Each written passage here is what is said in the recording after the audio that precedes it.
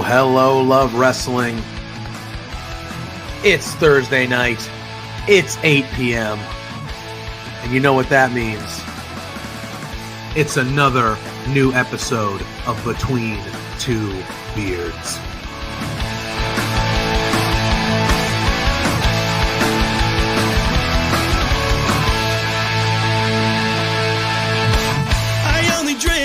Can we start off with the biggest news of the week? The Rats lost! But every night I'm making new best friends, and the only problem is we like having a good time. Forget yourself now. If you've got the budget, I've got the time. There he is. Hey, boss! There's the boss. Hey! The man with the finest beard on this screen. Canadian men, boys, shut the hell up. Let me talk. You see, the Rads are resourceful. When I got beef with somebody, I can find a way to talk to them.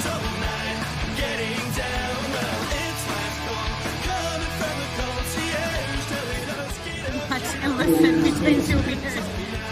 Getting down.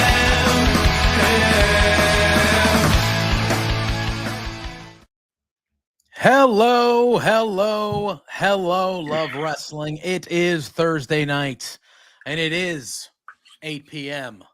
And you all know what that means. What does it mean, Pluggo? Let the people know what it means. I was going to ask you the same thing. Oh, you don't know? I don't know. Okay. I don't know, but this has been a tough week. But go ahead, finish your spiel. I'll tell you. I want We're gonna have parent corner. Are you gonna talk? Are you gonna talk about what we're talking about? We'll see, but tell them what it means before we. It means it's another new episode of Between Two Beards, episode 209. We got a big one tonight.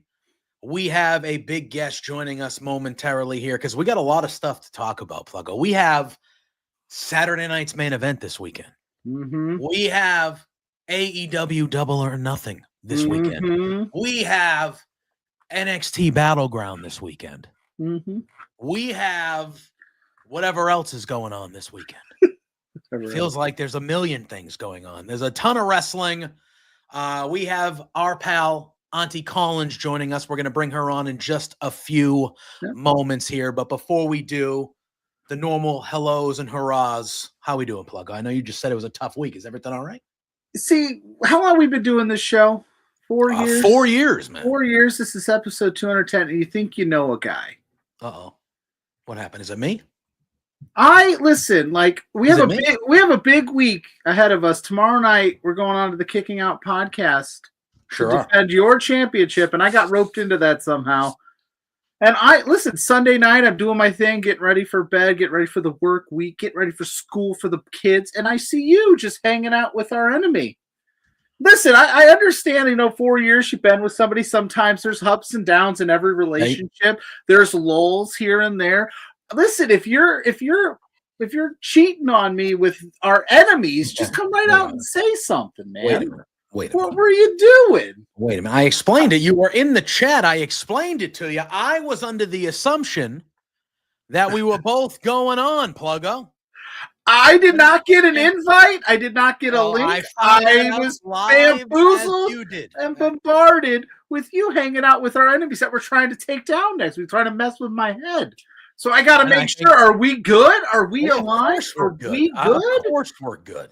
Of course we're good. Come on now. That's exactly what they're trying to do, Pluggo. Is they're trying to drive a wedge. They're trying to drive a wedge between us because they know a certain title. Oh God, it's caught. They know a certain title is on the line tomorrow that we're going to keep. Yeah, I just want to make sure that your head's where it needs to My be. head You is weren't exactly over there rubbing elbows with 3 the feet enemy. above my ass. That's exactly where my head is. All right. That's exactly where it is. I'm ready to go. They're doing these shenanigans, making it a tag match because they know nobody can beat me singly. I have perfect cards every time I'm on there. Anyway. I don't think we're getting too Christmas as affiliate, as long as what JPJ is saying is true, and we're going to be fine. I was come this weekend when we take down the Kicking Out podcast. And I know what happens when we assume, but I was under the assumption that both of us were going to be on there. When I showed up, it was just me, and I even said before we went on air, I said, this is going to lead to a problem. And Shep laughed, and I went, you bastards. And then lo and behold, 5 minutes in on the chat, you were like, what the hell is this, bro? Yeah. It was like you came home from work early and caught me in the sheets. Because like, you know, I always get the Kicking Out podcast notification, but this particular one said JPJ Between Two Beards is joining us, not the Beards. Yeah. So I'm sitting at home. Yeah. With a bowl of guest is in with the a bowl chat. of gummy bears.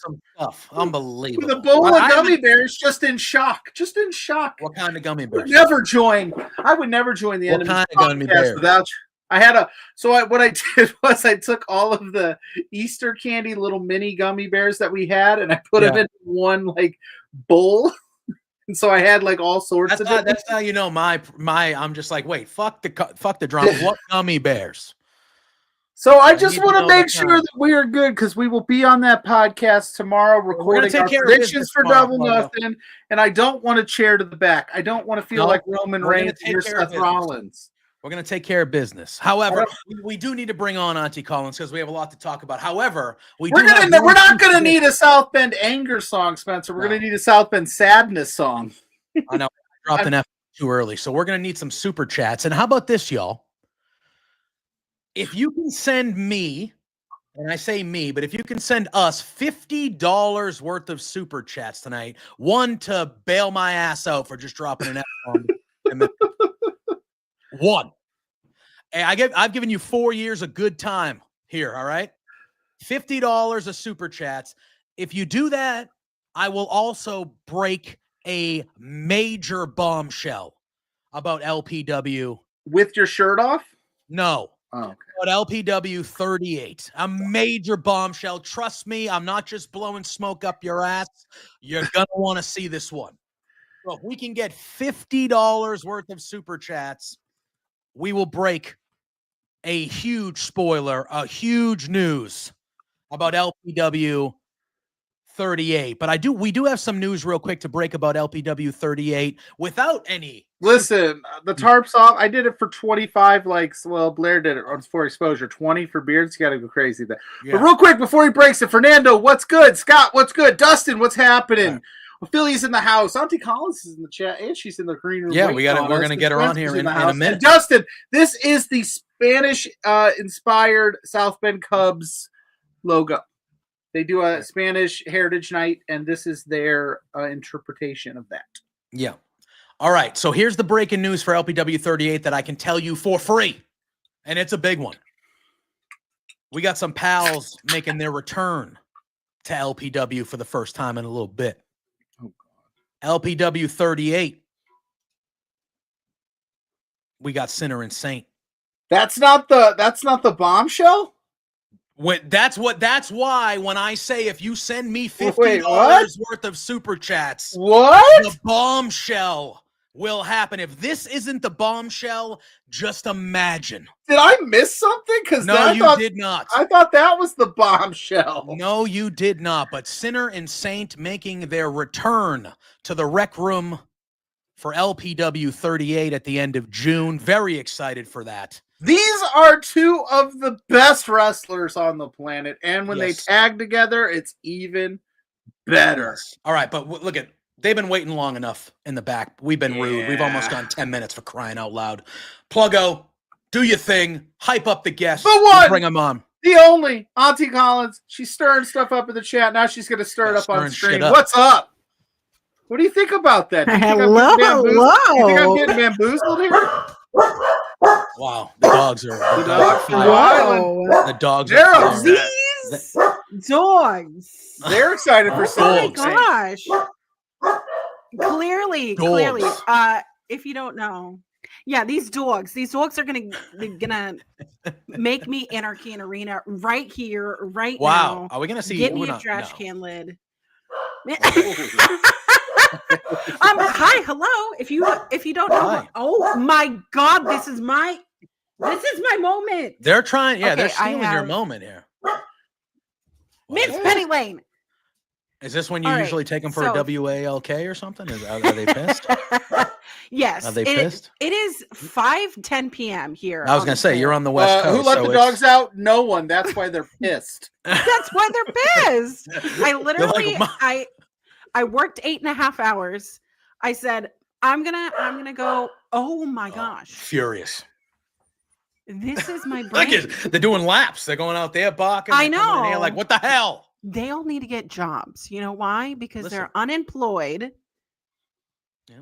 And they are costing me money. Yeah, it's unbelievable. These Freeloaders. guys just cost me almost $1,000 because at the vet. because Yeah. I walked in because my husband had surgery. Came in trying to bring in my husband. There's chocolate wrappers everywhere. Oh no. Dogs can't have chocolate. I don't eat chocolate. My husband doesn't eat chocolate. Somebody came in my house And stole all left, the chocolate. and left their chocolate, and my dogs ate Yeah, it. the dogs can't have chocolate. That's on the And I no-no look- list. I looked at the camera, and it's like just off the screen, off their little. Son of a bitch. So you couldn't even tell who it was to never Right. invite them over. So ever you again. just spent $1,000 on them, and they can't even be quiet for a little bit. So as, you can as, watch them as our wrestle? pal Disrespect. Josh in the hive Right. says, they don't even pay rent. They Disrespect. don't pay rent. They don't even have credit scores. Nothing. They contribute nothing. Absolutely ridiculous. And At least I'm the they're one at who least has they're- to I'm gonna- feed them, I don't want walk to jinx them. it, but at least they're being quiet now. At the very least. For now. For now. Oh, listen. If there was a big dog, if there was an alpha, it ain't me. So I just saw the big news for the LP. It's good. It's good. It's going very good. $50 of super chats. If we get it, it's a big one. It's a big For one. LPW 38, it's gonna be June. Yeah, I think No? that's what it is. I think that's the one we're doing. Is Is that what that we're it? doing? Oh, we're Those- going from it's going to be May straight to it's going to be June. That's what It's now June. Yes. listen. But I'm excited to be here. Thank you for inviting me. We're excited to have you. We're excited to have you. We got a lot to talk about. Massive weekend of wrestling. Just events all over the place. What? Things going Yeah, on? that's Yeah. it's ridiculous. What the hell, bro? Being What honest, the hell? it's gonna be a lot. Yeah. I mean, listen, we got Saturday night's main event on Saturday. And then Sunday night, you got AEW Double or Nothing, which is, their 1A or 2 pay-per-view now. And then NXT's like, all right, cool. We're just going to go at the same time.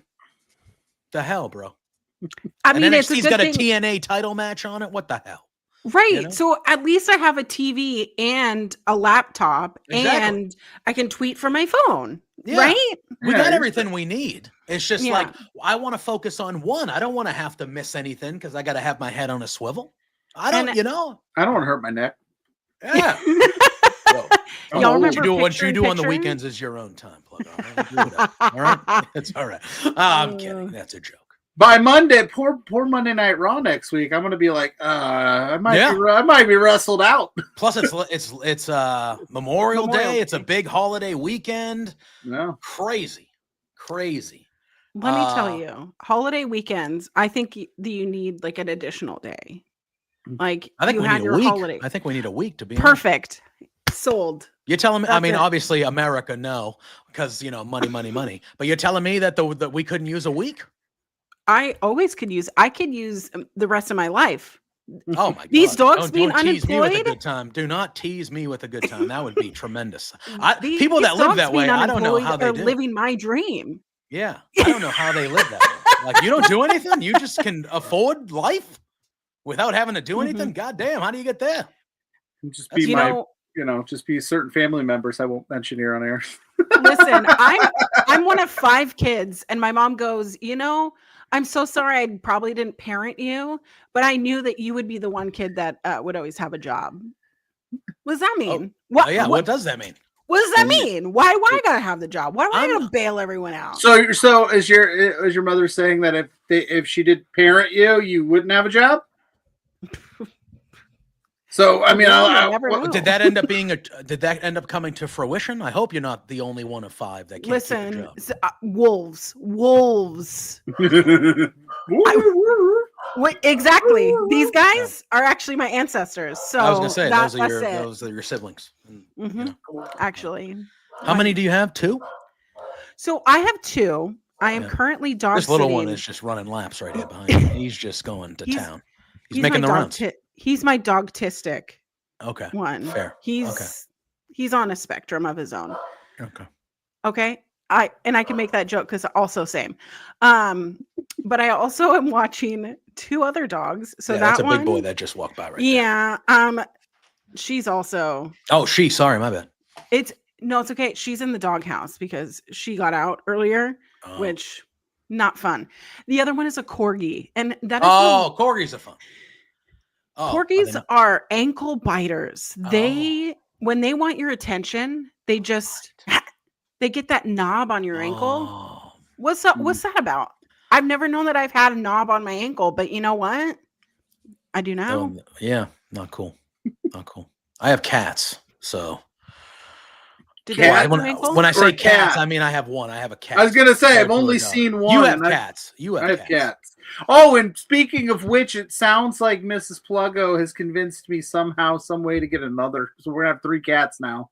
Perfect. You used to have 3 though. And then we did. It passed moved away. On, yeah. Moved on. Passed away. Yeah.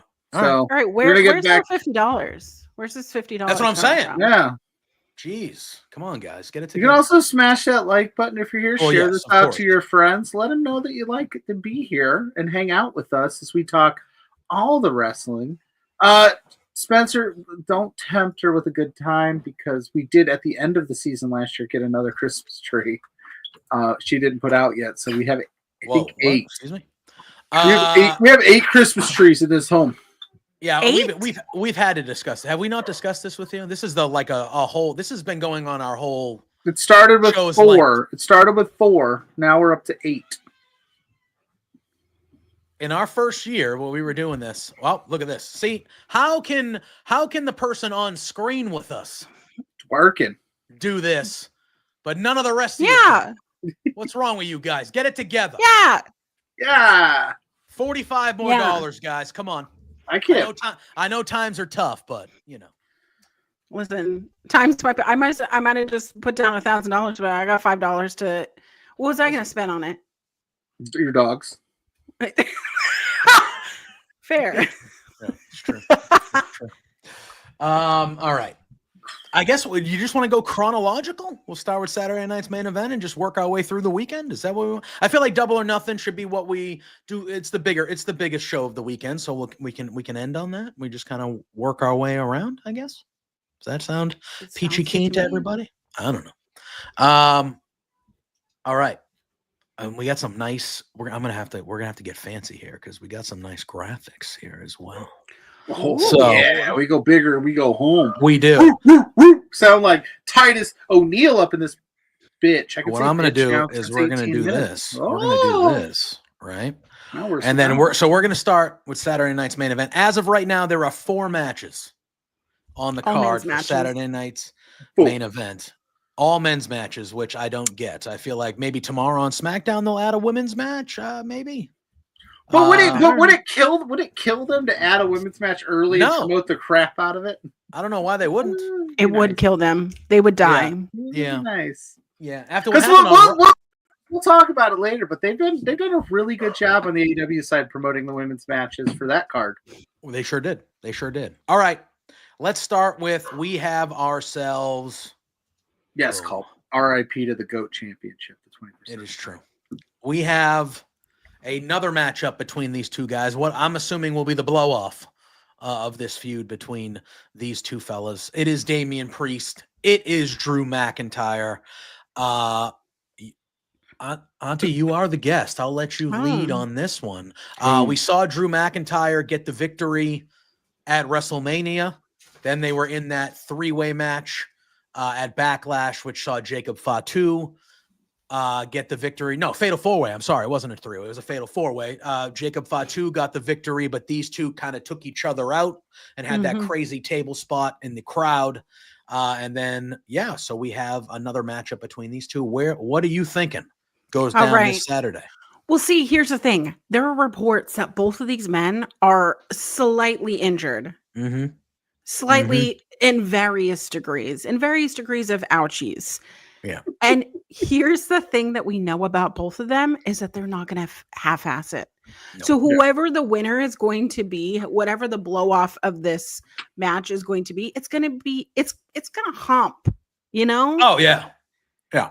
However, However, I don't think that this is going to be the blow off. You don't think this is the end? I think it's going to blow off at Money in the Bank. That's probably good. Stipulation match, you think? I think a stipulation match. I think that this needs to be settled at Money in the Bank. And kind of bigger stage, I guess. But I personally want to see Mr. Punishment Martinez, Mr. Damian Priest take that win. And is he going to do it clean? Not sure. I don't. But both of them are teetering on, are they face? Are they heel? But the crowd seems to be totally salivating at the possibility of violence. So give me violence. Give me more that can happen. Steel cage, just make blood, just buckets and put their blood in it. That's all I want. That's fair. However, I think it's going to be Punishment Martinez. It's gonna be settled. Who? Damian Priest. My gosh. Listen, I am the only person reviewing Ring of Honor still, so I can hold on to the past just a little Listen, bit I longer. happen to think Punishment Martinez was a terrific name. Yeah, that was an awesome name. A terrific name. My only question for this is, it's Saturday main event, all the nostalgia are the feels where they can bring back the blue steel cage. No. They should. No. They should. They should. That's expensive for one night. It probably is. Not even a. I think they could figure it out in the budget. I also think that blue cage wasn't. People. I also think that blue cage wasn't really forgiving for the talent. You get thrown into that. I don't think it was like fence-like where it's kind of like, okay, this kind of hurts, but it's okay. That blue thing was. Maybe they'll paint the chain link fence blue. You could. I would be okay with that. I'd buy in on that. I actually agree with you. Auntie, I think Damian, and it's Scott in the chat has what I'm thinking. He says Priest needs to win this match. He says Drew isn't taking him seriously. And I feel like Priest winning this match and then setting up the rubber match one-on-one between these fellas at Money in the Bank, which is, you want to call that the 5th main pay-per-view or the highest of the B tier pay, whatever you want to do. It is a higher level event than Saturday night's main event. It's in LA. I think, you put a, like you said, a last man standing, steel cage, I quit, whatever you want to do. I think that is a good call. And so I think Priest does get the win here and evens it up. You don't think either one of these guys make it into the Money in the Bank ladder match? There's only Solo's the only one with the spot right now. Well, these are the last two winners of the Money in the Bank ladder match on the men's side. Can they even climb up a ladder at this point with their injuries? Like one of them having like a clipped Achilles here. Like we're just maybe, yeah. You're right. Don't bring up Achilles. It's too soon, Jason. Prayers up the table. Don't. The Achilles tendon is a tendon I will not be thinking about for 4 months. What about that boy Tyrese? All right.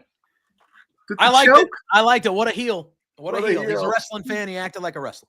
I like it. Pluggo, where you at? You think that Priest is evening up this match up here? Or you think Drew's going to get the best of him again? See, every time we talk about this, these are two guys that are like right below that main card, main title picture because it's so stacked right now. And Drew was on a run last year into this year that I think was better than most. So I think you might want to heat Drew up again and give him this one. I think we give Drew this one, heat him up, keep him going. Nothing against Damian Priest at all. I can't see them. I don't know. This is tough. I love this. I hate it. I love it. But I'm going Drew McIntyre. I'm going to just stay there. I love because both these guys deserve to be pushed to the moon, in my opinion. But one of them has to lose. So sorry, Damian Priest. I agree. Keep it going. He's going to keep avenging that loss at Mania last year. Yeah. Where he took his title. All right, let's keep moving on here. Non-title match, but a match that some people were clamoring for. Who? I don't know. But some people. It is John Cena going one-on-one. Remember Santino used to do that shit? Yeah. I've called him John Cena ever since. It is John Cena, the 17-time, the last real champion, John Cena, going up against someone a real piece of work, John Cena. He's a piece of shit. Pluggo's very Pluggo has always been anti-Cena, which I'm for a long time. Which, to be fair, I mean, Mrs. Pluggo did buy me the John Cena. She bought me the John Cena farewell Funko Pop because she thought it was super dope. Which which of course I'm a fan of wrestling, so I was like, yeah. But it was she ordered it before he destroyed my dear sweet baby. He's trying to ruin wrestling. Yeah. He's trying to ruin wrestling. Well, he's been doing it for 25 years. Why? I mean, he's not just starting. I'm trying to get him riled up. Let's go. Yeah, I hear you. Okay. I hear you. I hear you. Hey, listen, somebody asked me the other day. They go, "Are you going to cry when John Cena has his last match?" And I said, "No, because I've never been on Team Cena. Is it sad to see him go? Can I respect one of the greats? Sure, I can do all that, but I ain't got no feelings towards this man." Look, I get it. I'm a baseball guy. I love me some baseball. I'm a Red Sox fan. I hate the New York Yankees. When Derek Jeter retired, I'm not going to say I was upset that he retired, but I respected the career that was Derek Jeter's career. He was one of the true nemesis of my life. And I respect that in a sports sense. And his last game was actually at Fenway Park. And when they pinch ran him, the Fenway faithful gave him a 5-minute standing ovation, a New York Yankee. Yeah, but Derek Jeter didn't attitude just the sweet baby angel that is Pedro Martinez through a table. Listen, have you seen what he did to the Red Sox in the early 90s? Do not diss Pedro Martinez here. I'm not. I'm saying I'm not dissing Pedro. I will fight you. I'm saying Derek Jeter didn't pick up the most beloved figure in the sport and then throw him through a table like this John Cena character did to the wonderful R-Truth, who I adore so much. The only time I've ever been mad at R-Truth is when he didn't allow Randy Orton to punt John Cena in the head. That's fair. And I got over it pretty quick, and then John Cena pulled what he pulled. So let's go, R-Truth. It's not for a title. R-Truth's going to pull out the win, shock the world. Okay.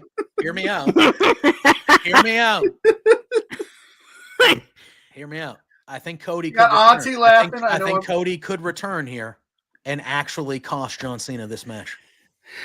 Because it's non-title. If it was for the title, no chance in hell. No chance in hell that R-Truth would even have a sliver of a chance. But I think it's possible that you have the same thing. Scott in the chat has the same thing as well. So we're the three of us are aligned here. But I think we haven't seen Cody since WrestleMania, for crying out loud.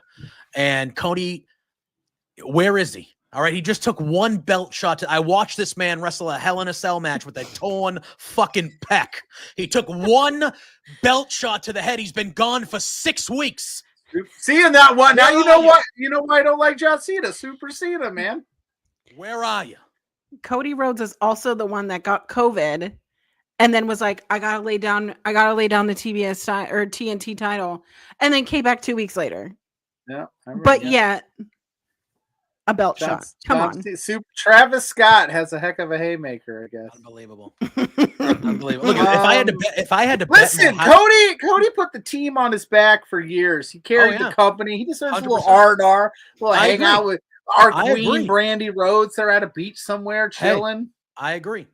He deserves it. If I had to bet my house on it, I would probably bet John Cena to win this match. However, I think it could be very cool if R-Truth actually beat him because it's non-title. Although if I bet my house on R-Truth and I lose, then I'm going to pay the mortgage. That is true, but you also and you will also be homeless. You'll be on the street. But no mortgage. It'll be great. You got kids and Dan Brown's in the house. What's up, Dan? But Yeah, same things because there's a reason why Cody has not been back.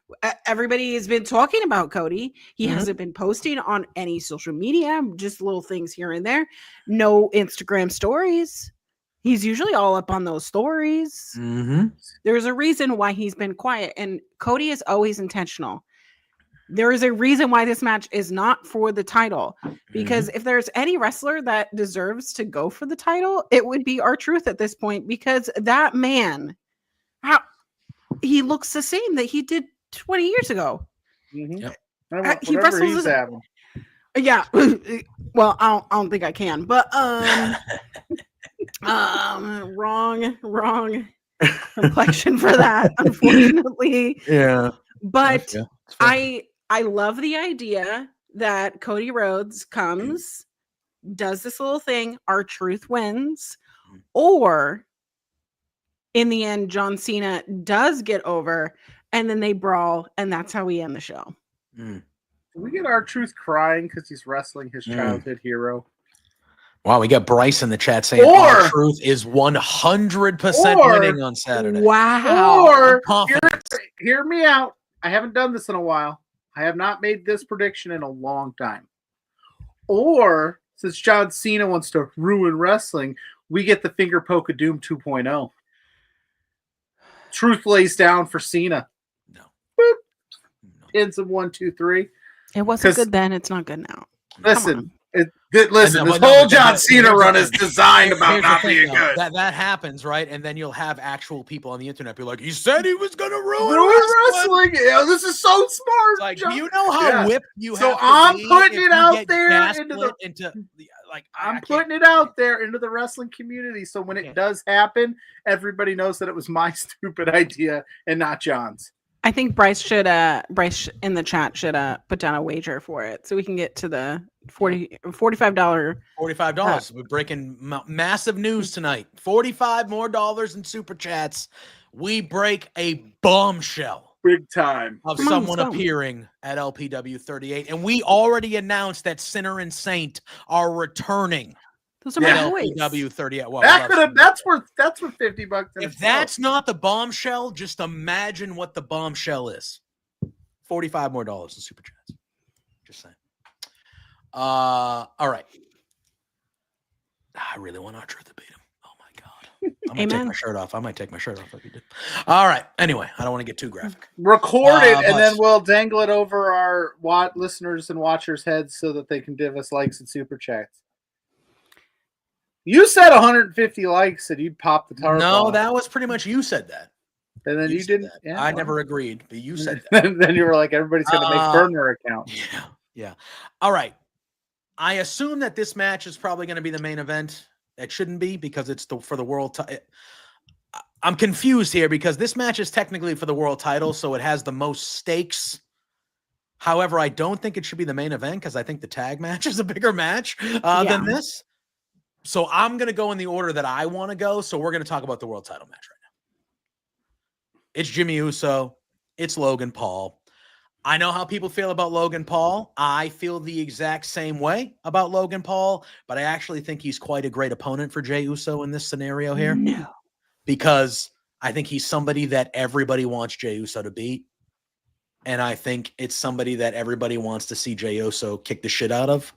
So I think to get Jey Uso is still obviously over as Rover, but to get him to have this kind of opponent where like there's nobody really that's not going to be rooting for, maybe Pat McAfee, but besides that, there's going to be nobody rooting for Logan Paul.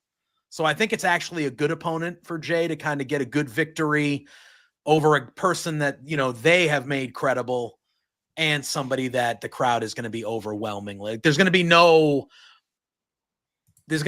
potential people turning on Jey in the crowd during this, I don't think, because it's Logan Paul, which I think makes it a good situation for Jey. With that being said, Jay's not losing this match. Yeah, he is not. Titles don't change hands on Saturday Night Main Event anyway.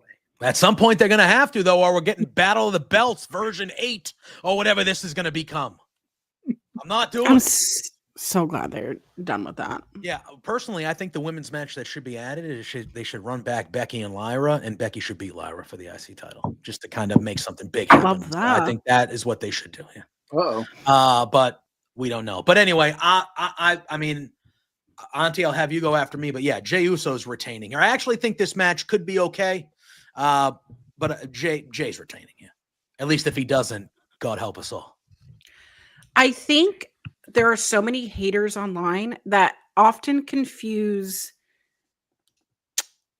the overness of people for they don't deserve it, because there is in no planet, if you take out social media, listen, if you take out social media and you just look at the product and you go, okay, Jey Uso is so over. He is so over. And for me, I have not seen a singles star from a tag team, a very successful tag team, be this over and this captivating. You see the kids in the crowd, you see everyone doing the yeet. There are things backstage. Like, everybody wants to work with Jey Uso. I would want to work with the Usos because they're so good. And the thing that I hate, and catch me in the streets, because if there is a hater for Logan Paul, I have been a hater of Logan Paul, the Paul brothers, since they were just little numpties on YouTube having their little LA parties. I've been the biggest hater of them. However, if I take out the social media aspect of it, this match has a potential of being probably one of the best Saturday night main events ever in this era of WWE. And I hate that Logan Paul is so good at wrestling. Yeah. And that's where I'm at. Like, I try to look at it objectively. Right. It's so hard. Yes. Here you go. Spencer asks, would you say you've been a hater since day one-ish? So I gotta tell you. All letters, one word. Yeet. So you know how Spotify tells you at the end of the year, like, here are your top, whatever songs. Oh yeah, for sure. So the Usos theme is on my workout playlist. So I eventually listened to it. That was in your top 5, wasn't it? It is top 10. Oh yeah. I was like, WWE. It was like, here are your top artists, and like WWE and AEW are obviously up there, and it was like your top, song from WWE, and it's like, what? Yeah. Because I love, because it just you're pumping, and you're like, yeah, I'm gonna do an extra 10 sets. Like, this is so good. Yeah. So don't even get me started. But I love the Usos. My dog is named Penny, and for her birthday party one year, I had the invites go out because she was part of the penitentiary. Oh my God. Yeah. And I made her own belt. Oh, that's terrific. Welcome to the Collins Penitentiary. 7th birthday. Yeet. Yeet. Yeet. Oh, well, Bryce is asking in the chat, who has a better theme though, Jay or Jimmy? Jay. But Jay. I think Jay, because it's closer to the Usos theme, which is the best of all of them. Right? Isn't the Usos theme I think it's the best. Down since day one-ish. We've been down since. Oh, tremendous. It's just me. It's just me, Oos. Day one-ish. Day one-ish. Brother. So, I don't think that Jay is losing his title. I don't think it's time yet for him. Maybe SummerSlam time. You think? Well, I was going to ask, PLUGGO, where are you at? You think Jay, do you agree with the both? We all have Jay here? I think Jay's winning it, but I also can't help but start to keep putting Logan in these. Oh, Logan's winning the world title at some point. Yeah, they keep putting him in these big spots. So eventually we're going to have to go, it's here. I don't think it's here. Yeah, it might not be this calendar, but at some point, if he's there for a while and committed like they say he is in full time, he's going to be a world champion. Business-wise, even though I feel personally how most people do, but business-wise, It is what it is. After the summer, because those Paul brothers do things like during the summertime, you know, it's especially their show. Yeah. Yeah, they have an HBO show coming on. Paul Americans. You know what show I won't be watching? That one. I will not be. No thanks. I watched the first episode. They fought a lot, and I was just like, okay. I watched their vlogs back in the day. I don't need to see this. Yeah, no. I don't. Yeah. Yeah, I don't see World War J Uso loses it here. I like that. I think Dan said Karrion Kross comes in and costs Logan Paul because of the stuff he's been saying online about him, which would be kind of cool. But again, I don't understand why that man is so over online. But they're just like, we're not gonna put you. Oh, it's happening. It's happening. It's slow burn. Money in the Bank. I need it. He'll be in the Money in the Bank match. Give it to me. Be in that. The only problem is if you're putting him in there. I happen to think, but by the time we get there, he's going to have the ground in LA with like a smarter, like they're going to want him to win. Yeah. They're going to want him to win. Why is Logan Paul doing Blue Steel? Yeah, the Blue. I thought it was Magnum. Well, I will say, so what we did find out on Raw, though, a couple weeks ago, is that a couple weeks after this Saturday night's main event, Gunther will have a rematch against whoever the champion is. Do we think that it's possible that Gunther could be the world champion once again sooner than later? Because he kind of, I know he did the Pat McAfee stuff, but he's kind of red hot right now. And I feel like they're kind of teasing babyface stuff with him occasionally. Like he's been coming out and talking some crap to some heels, and the crowd's kind of like, yeah, like that promo on Monday, the crowd was like, hell yeah, we want to see you beat the shit out of Logan Paul. That'd be cool. What do you think's going on with Gunther besides Goldberg? I was about to say they're going to do something with Goldberg. Yeah.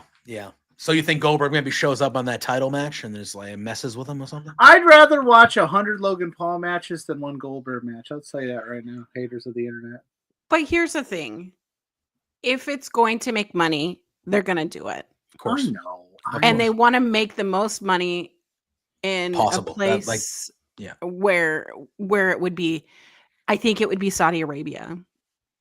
Yeah, I think it's either there or SummerSlam. I feel like those are the only two options, really. Yeah, it's going to be at a major show. The next Saudi show? Because Goldberg said his last match would be in July 2025. I think it's it's the month before Survivor, SummerSlam. So July, sometime in July, beginning of July or something like that. Yeah. Man, so July's we'll see. Going to be. I know. Dustin, I don't think he interferes in this match, but I would be really cool to see Gunther sitting and watching this match. Yeah, like put him in one of the boxes. In the box or next to the commentary table. He doesn't even talk. He just sits. You got to look at the TV though at a 45-degree angle, otherwise you can't see it. Yeah. Or he just sits there and stares at McAfee. Yeah, you got to look at the. He's been putting McAfee over, bro. He put McAfee over again on Raw. Oh, I know, but I don't see his appeal. He was like, "Why don't you ask Gunther's or McAfee?" He had some heart. I was like, Pat McAfee. What do you mean? Sorry. No, it's fine. He was a punter. You don't see his appeal. He's got legs. That's it. He's got legs. I was waiting for someone to do it. Hell yeah. He knows how to use them. I love the Keebs. Love the Keebs. Oh man, remember the Keebs? All right. Punts football. All right. First of all, he was a punter. He barely played football. Let's be real. JPJ is anti-punter. I'm not anti-punter. You are anti-punter. No, you might as well just put a machine out there. Look at punters are important. Games have been won on field position. Punters are important. You're barely a football player.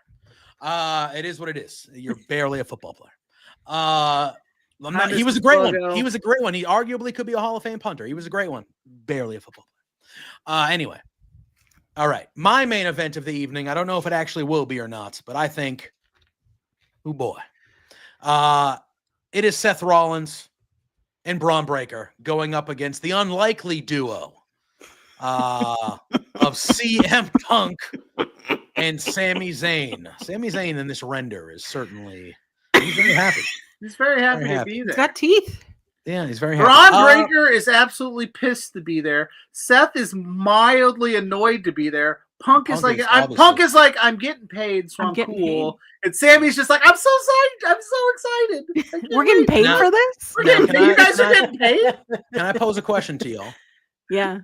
Over the last couple weeks, I don't know what has led me to this. It wasn't like one particular thing. I think Sammy's turning and joining the group with Seth and Braun. Maybe not necessarily during this match, but I think it's I think it's happening. I think it's happening. I want to know what their small talk is like. Like, what could Sammy and CM Punk have in common that they're sitting in the locker room together? What are they talking about? Yeah. I don't know. Pokemon cards? No, because they don't like each other in real life. Pluggo, right. Acknowledge. I did. I said you were yelling about punters, and I'm trying to put over my tribal cheeks, and you're just like, punters are football players, and I'm like, hi, Mrs. Pluggo, I love you, and you're like, punters are dumb. What do you refer to her as? Your what? My tribal cheeks. Okay, Mrs. Pluggo, I think that you should get an additional cat just for that. I think you should make it number 4. For the good time. You know how many times I have to tell this family of mine, hey, we don't need that animal in this house? You do, actually. Yeah, animals. Don't start, Auntie. Don't start. Pluggo's going to pop on here next week, and he's going to be like, I got 5 cats. Yeah. Okay, so every time I finally broke it down, I'm like, okay, you can get a cat. That's fine. She comes home with 2. Yeah. We had our older set, she came home with 2. They both have passed since. And then the younger ones that we have, she came home. She's like, I couldn't split them up. There we go. They had to be together. And I was gonna ask this. She goes, do we need a cat for each tree? Absolutely. I think Let's go. I think you need to slow your roll. Wow. Yeah, you say that from down in the basement when she's upstairs. You know she can't come down here. You know, we're live. Yeah, so you tough talking down here. The red lights on, the record lights exactly, on. like Full House. The red lights on, you don't come down the stairs like Full House. Uncle Jesse's recording, baby. Maybe that's what CM Punk and Sami Zayn's common bond is. They both like Full House. I mean, that would be a great thing to bond over. It's a terrific Dave show. Coulier? He has cancer. Did you know? I know. I love Dave Coulier. Oh, I'm gonna cut it out. The promotion that I used to work for. The cancer? No. Well, yeah, hopefully. Yes. I mean, I was just doing I didn't think of it that way. Jesus, brother. Christ. And a good one. I hope that they do. God damn, man. Jeez Louise, bro. Yes, I do too. Hopefully they already have. But okay, I was just gonna mention the promotion that I used to work for, our cheer in the back, which is a very long story, but we would do oh boy. Full House. Wait, Clear Eyes, Full House, Dave Coulier. Okay, fair. So you took a little Friday Night Lights in there too. One of my other favorite shows as well. Yeah, it was like tremendous. Clear Eyes, Full House. Tim Riggins, man. It turned into Dave Coulier. Yeah. So maybe don't dump Alanis Morissette, bro. Yeah. Wow. Wow. See, I'm not so bad. Mrs. Pluggo's texted me off the side saying that you're giving her life though with all your cat talk. I mean, he kind of had to get that song. I'm anti-cancer. I want them to cut it out. Get them good. Get them right. Keep them alive, please. It's a good thing. Yeah. It'd have been worse, guys, if I said keep it in there. I mean, listen, you ought to know. Let me tell you, that whole album is just so good. That's a 13-song album, and 10 of those songs were Billboard 200 chart songs. That is ridiculous. And I had no business with my little Discman singing these songs at the top of my lungs. When that song came out, I was probably single digits, maybe 10 at most. I'm dating myself, and I'm just singing about people fucking in a theater. Yeah, I was gonna say I didn't know what. And my parents are in the front; they're singing with me. I'm like, "You're just all right." Cool. I never experienced heartache at this point. Never, nothing. Yeah. And I'm over here. Yeah. Would you go down on her? You know, and I'm like, I think about the songs that were out in the 90s that we were children for, that were just on the radio, and I think about it now, and I'm like, I was a child. Yeah. Singing those lyrics in the car, and like it was cool. Like my parents weren't like, "Don't sing that." My parents were like, "Yeah," and I'm like, nowadays, people that are like, you'd have to be 21 to hear that. It feels like kids are so protected. It's crazy. I mean, I didn't know until high school that Semi-Charm Life. That's about crystal meth. Yeah, And everybody's singing do do do do do do do. Welcome to Between Two Beards, your Love Wrestling premiere karaoke station. Think about the 5- and 6-year-olds that are singing do do do when that song was out. They're talking about taking bumps of crystal meth. Yeah, had no idea. Unbelievable. I went to a Christian school. You had your student of the month. That I listed that as my favorite song. Unbelievable. Anyway, who's winning this tag match? What a transition. It ain't CM Punk. I don't think so either. I think the bad guys are winning. Listen, you got to transition somehow. How the hell do we go from crystal meth to this? Well, you got to just go with it sometimes. Sami Zayn is riding the lightning in this photo. It looks like he's checking his teeth. Maybe doing the, I'm kidding. That's a joke. After that spear, what is that, a month ago from Braun Breaker? I can't stop thinking about it. I cannot stop thinking about it. Yeah. I need him to do that more. That's fair. I need him to somersault out of a spear every time. Yeah. There's no way you should be doing a flip every time if you are capable of doing it. If I could do a flip, Seth that's Rollins all I too. would do every day. I would just be. Hear them as Pluggo? If I could do a flip, I would just do it. Constantly. Bryce is saying, how hard is Braun hitting the tanning bed before the show? Probably hard, bro. This tan's been... It's been an aggressive tan lately. As someone who is pasty white, he has had an aggressive tan. Listen, it is the Steiner way to be the color of a pumpkin. Like, they go, okay, this is the color pumpkin. Let's go. Yep. They were their founding fathers of the tanning bed. They probably have their own tanning beds and salons. They should start their own business. Well, listen, they're genetic freaks. They are genetic freaks. Which means that this match, Braun Breaker and Seth Rollins have 142% chance of winning. Hell yeah. Because they are genetic freaks, and Sami and Punk don't like each other. Freaks of nature. And like you said, I think we're going to get some kind of swerve here where Sami Zayn goes to the dark side. I think it's happening. I love a dark Sami, though. Like, I loved Conspiracy Theory Sami. That was probably my favorite version of him during the good old panty. But, yeah, I can't say panty because it sounds too much like panty. It's fair. Sorry. Sorry. Dustin, yes. I think it's Sami Zayn. Yes. I think it's going to be Sami. Yeah. I don't think he stays long, but I think, all right. And I know Dan Brown is in the chat, and we agreed on this a while ago. So I think the long-term play here is Sami Zayn is going to beat Seth Rollins for the World Heavyweight title at next year's WrestleMania, which apparently now is not going to be in New Orleans. That came out today. Yeah, by the way. We didn't even talk about that. Apparently, Thank you. Just today, they were like, yeah, remember how we did they do that last year? Nothing. The Rock came out and announced it, and they're like, well, no, because last year it was just a rumor that it was going to go to Minneapolis, and then it just went to Vegas. Listen, they announced it was going to New Orleans. The Rock came out and announced. Yeah, The Rock came out and announced it was going to New Orleans. The Rock also said that he was probably going to be at WrestleMania, and he didn't. So at this point, he is no better than my old man. WWE was like, "You don't have Derek Carr anymore. We're not coming." It's fair.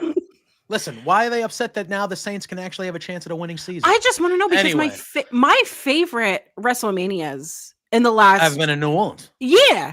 Yeah.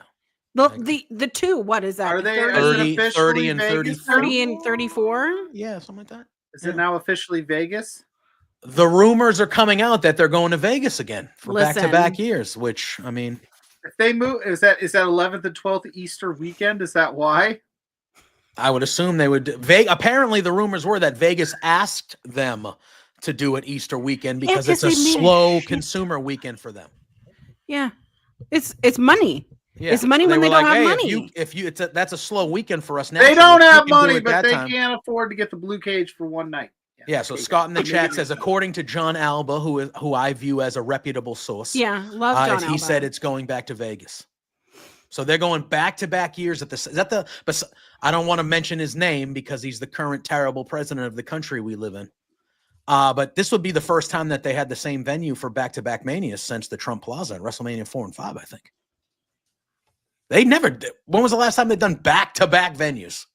Yeah, I mean, it must have been. So, I mean, it was a great success. I mean, gate and everything, and Great success. Great success. Why not run it back? But hey, I don't know, man. Minneapolis is like, what the hell, bro?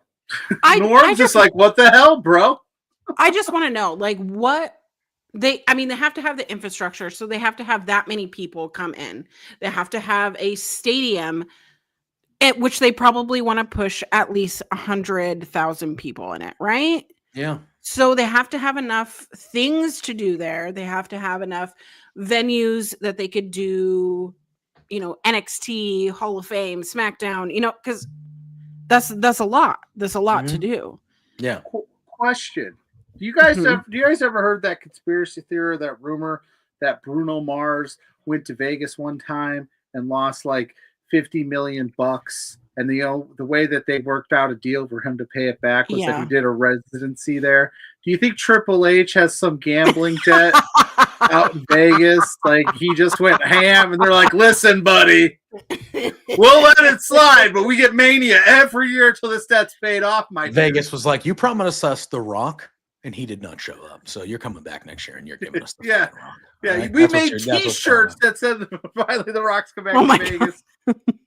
Yeah, so Triple H has a gambling debt. The mayor's like, "Sorry, we'll let you out of it. Just keep on coming back." All of a sudden, they're just there for that's how Vegas gets you. People put their house up, like, I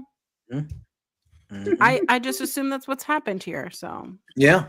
That's Saturday night's main event. Traditionally, those shows don't have a lot of title changes or big things, but they're usually good shows.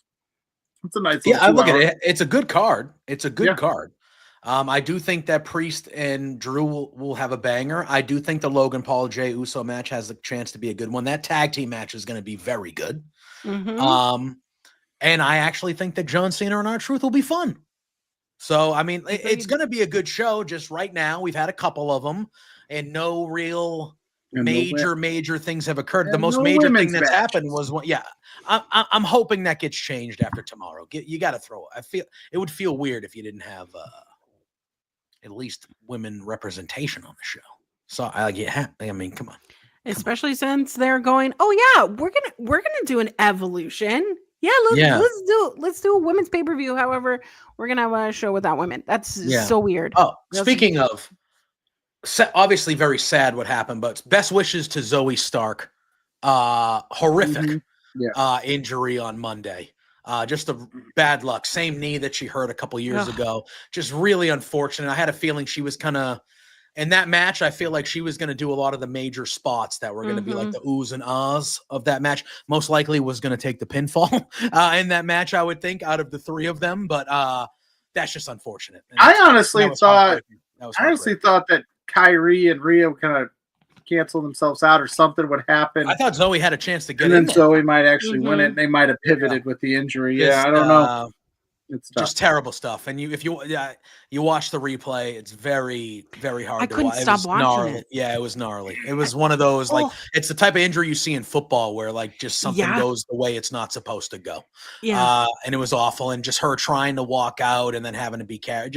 It's just a heartbreaking thing. You never want to see that. But she went to social media. She seems to be in good spirits. She says the comeback is always greater than the fall, or so hopefully we see her as soon as we can and she's healthy. But that was a heartbreaking sequence there. So all right, we do have NXT BattleGround. I don't have fancy graphics for it, so we can kind of just go through it quickly that way, and then I'll bring the graphics back for double. Shout out to your pal Drew Nicholas for rolling solo today on Firmly. He uploaded all these for us, but he does not watch NXT. He didn't do it for us. But he does not watch NXT, so he did not take that on. No, I get it. You mean he doesn't watch the most consistently good show in WWE. Anyway. I mean that. That is a true statement. It's true. There's always some bad, but it's consistently, I think, All right. So we have a 6-match card for NXT BattleGround. I don't know. This Tuesday was not my favorite NXT. I don't disagree. I thought this Tuesday was fucking mid at best, but it is what it is.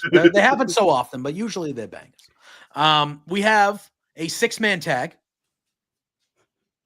Whatever. It's Hank and Tank and Josh. I mean, come on. It is Drew's birthday tomorrow, so make Happy sure everybody birthday, wishes Drew a happy Drew. birthday tomorrow. Just so we all know, I am ragging on him, but it is his birthday tomorrow. Hank and Tank and Josh Briggs, whoop-de-doo, going against the Culling, which will be Sean Spears, Brooks Jensen, and Nico Vance. To me, Josh Briggs is turning and joining the Culling, because what the fuck else are you going to do with Josh What else are you going to do?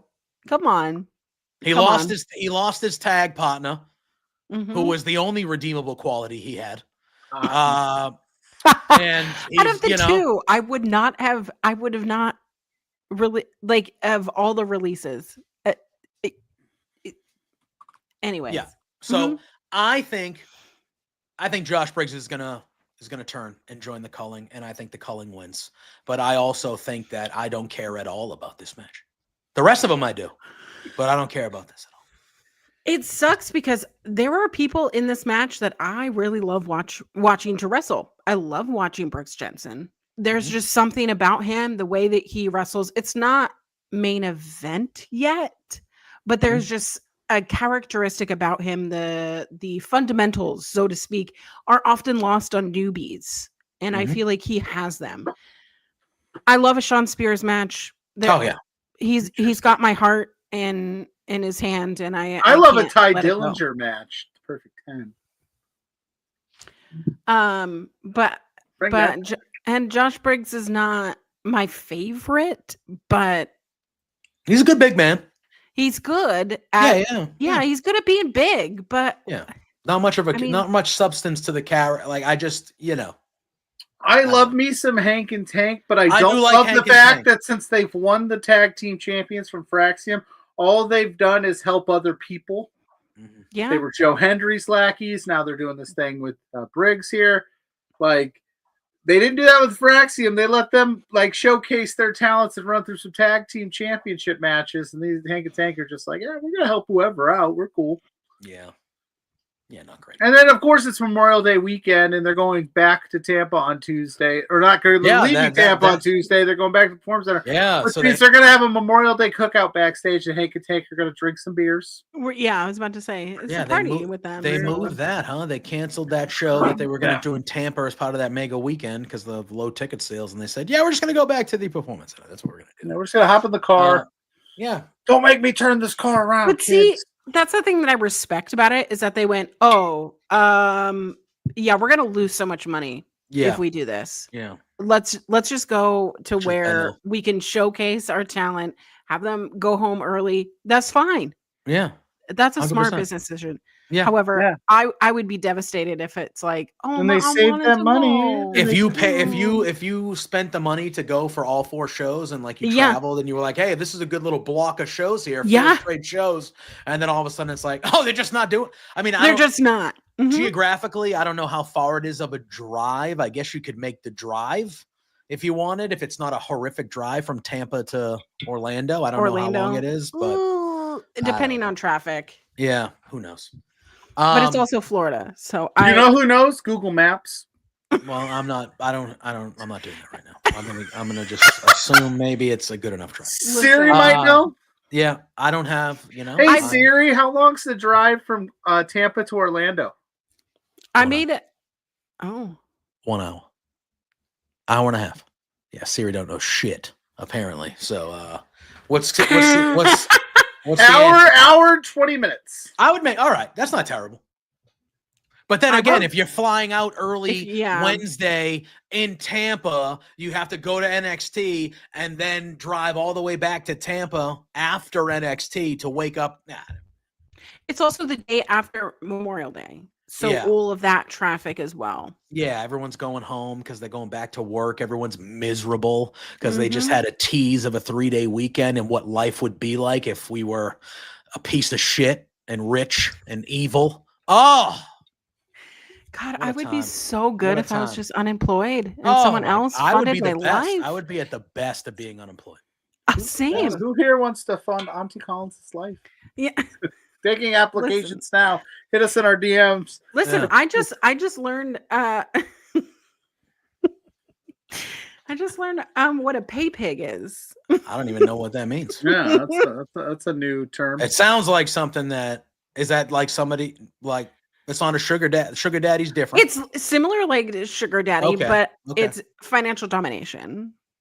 Oh, So bullying someone. oh. I'd beat the fuck out of some people if they wanted to pay me to do it. I would love I'd it. be all in I on would that. love That'd it. be a fun time. Mrs. Pluggo said she knows. What the Wow. fuck? All right. All right. I would be so.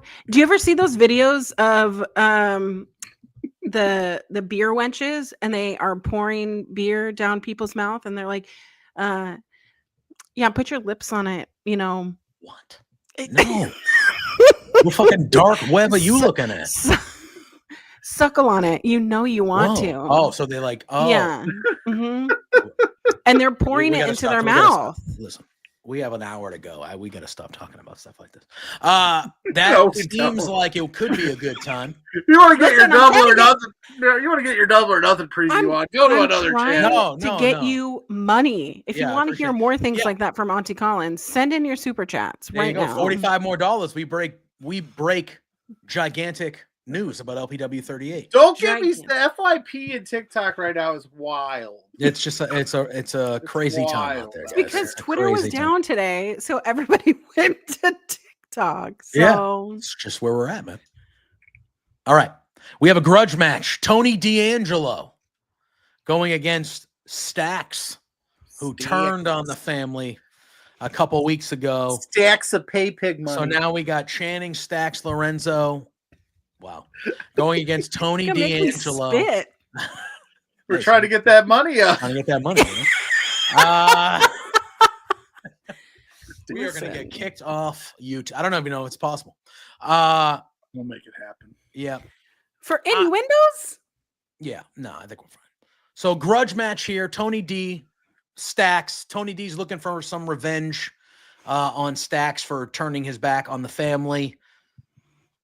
I happen to think that Stax is going to get the victory here. I think absolutely. I think there's a chance. I've been kind of on the.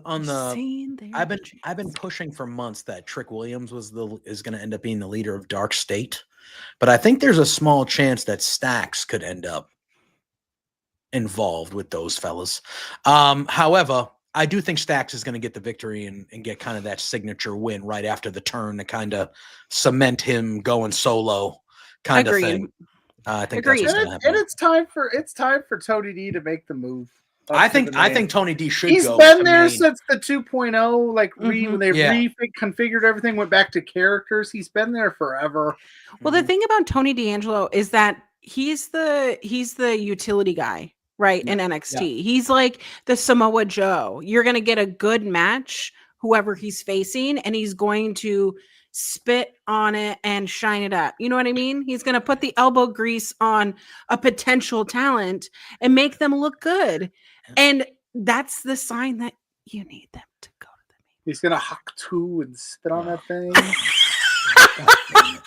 I knew that was going to be. I knew that was going. I'm so sorry. But I think this is the time. This is the time that we need to be filtering out the Tony D'Angelos, putting him on the main roster somewhere. I don't know where.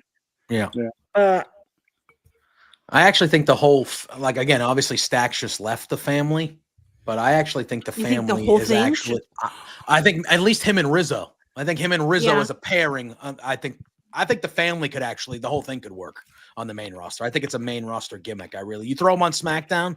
Maybe Tony D gives him a sign of respect on Sunday. It's like, yeah, I knew you had it in you. This was a test. This is all part of my plan. Yeah, and then they all just make their merry way up to SmackDown. Yeah. That's interesting. The newest match that was added to the card just happened. It was added on Tuesday. We have a singles match for the NXT Women's North American Championship. It is the champion, Sol Ruca, going against Kalani Jordan, the first ever Women's North American Champion there. So Ruca is also a double champ right now. She's the speed champion. Mm-hmm. So she is a champ. She is a champ of champs. Yep. I think she will remain a champ for now. But Zarya sometime soon is going to knock her fucking head off. And she's going to win that title from Sol Ruca down the line. Maybe sooner than later. But I think this will be a very good. So they had a match at Heat Wave last year, Money in the Bank weekend. They had a one-on-one match that was really good. Mm-hmm. And I think this match will be even better than that match for the title. I think these two are going to have a show stealer type match here. But I think Sol Ruca retains. She's still early on in her reign here. I think she retains in a hard-fought match.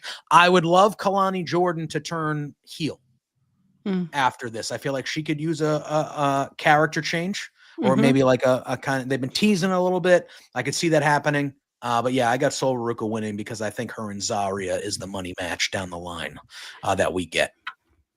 I mean, your first NXT Women's Champion is Kalani, right? You have someone who goes, I had it first. I had it for 140 days. Yep. What are you going to take from me? I'm going to take it from you. You've only had it for 29 days. You now have 2 championships. What are you going to do? I don't think you can take. And I think that Sol Ruca really needs to solidify. This is what she's here for. This is the business that she's in.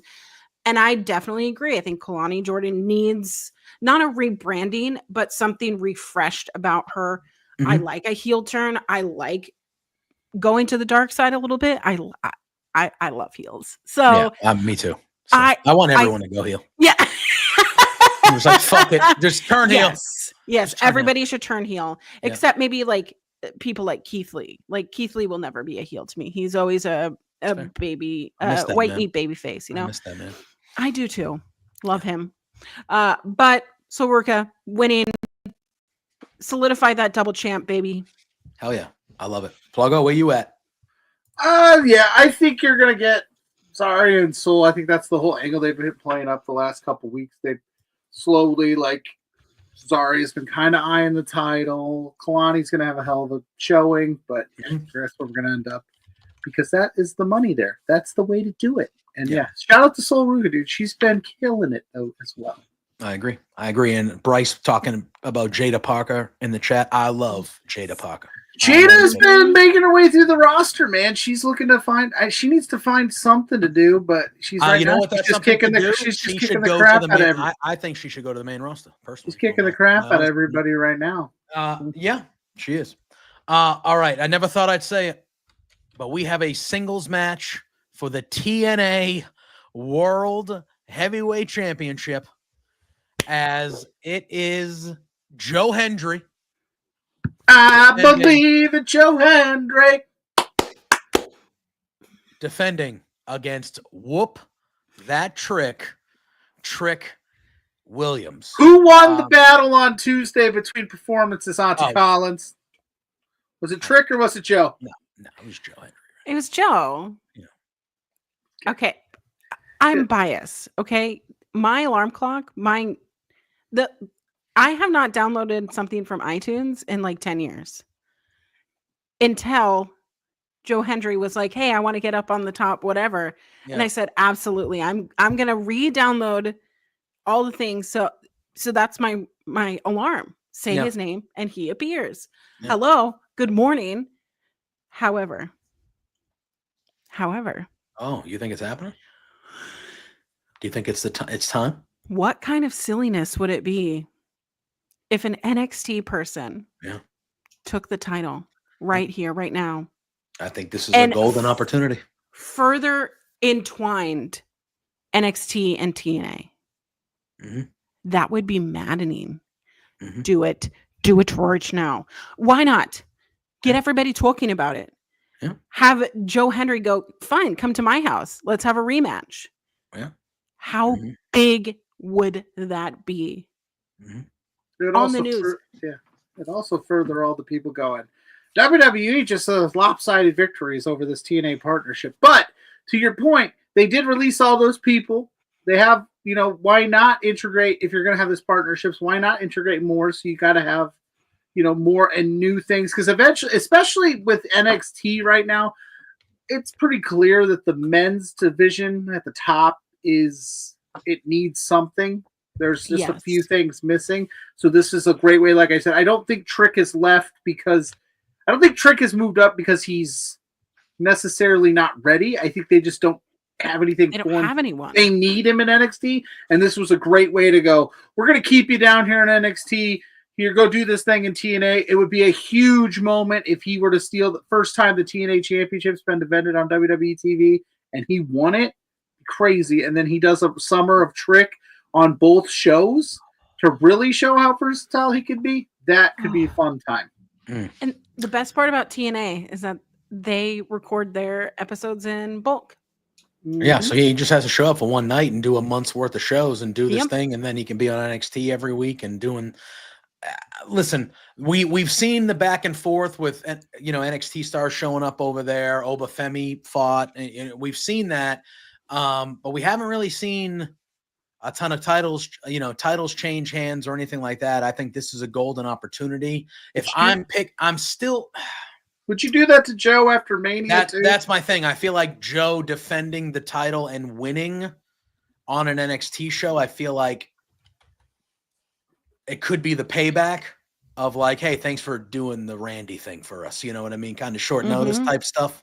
Like, hey, obviously we know that was good for you, but like, we're going to have you defend your title on our show and beat one of our guys on our show. Could you imagine them going, look at what happened at Mania to Randy. He got jobbed out, quote unquote, by some people. And then he loses to an NXT guy, a developmental guy. That one section of the fan base would be like, is this guy even matter? What you could do is you could figure out that Trick is the leader of Dark State. They could get involved and have a real big excuse built in, but then it's not a great look for Joe. I would love chaos. I would love it, but I think I gotta probably still stick with Joe. Okay, but what if like Ethan Page is a factor here? Yeah. If Trick Williams wins, are you going to switch your alarm clock to whoop that Trick? Sure. I would love to. Commitment. I like it. I like it.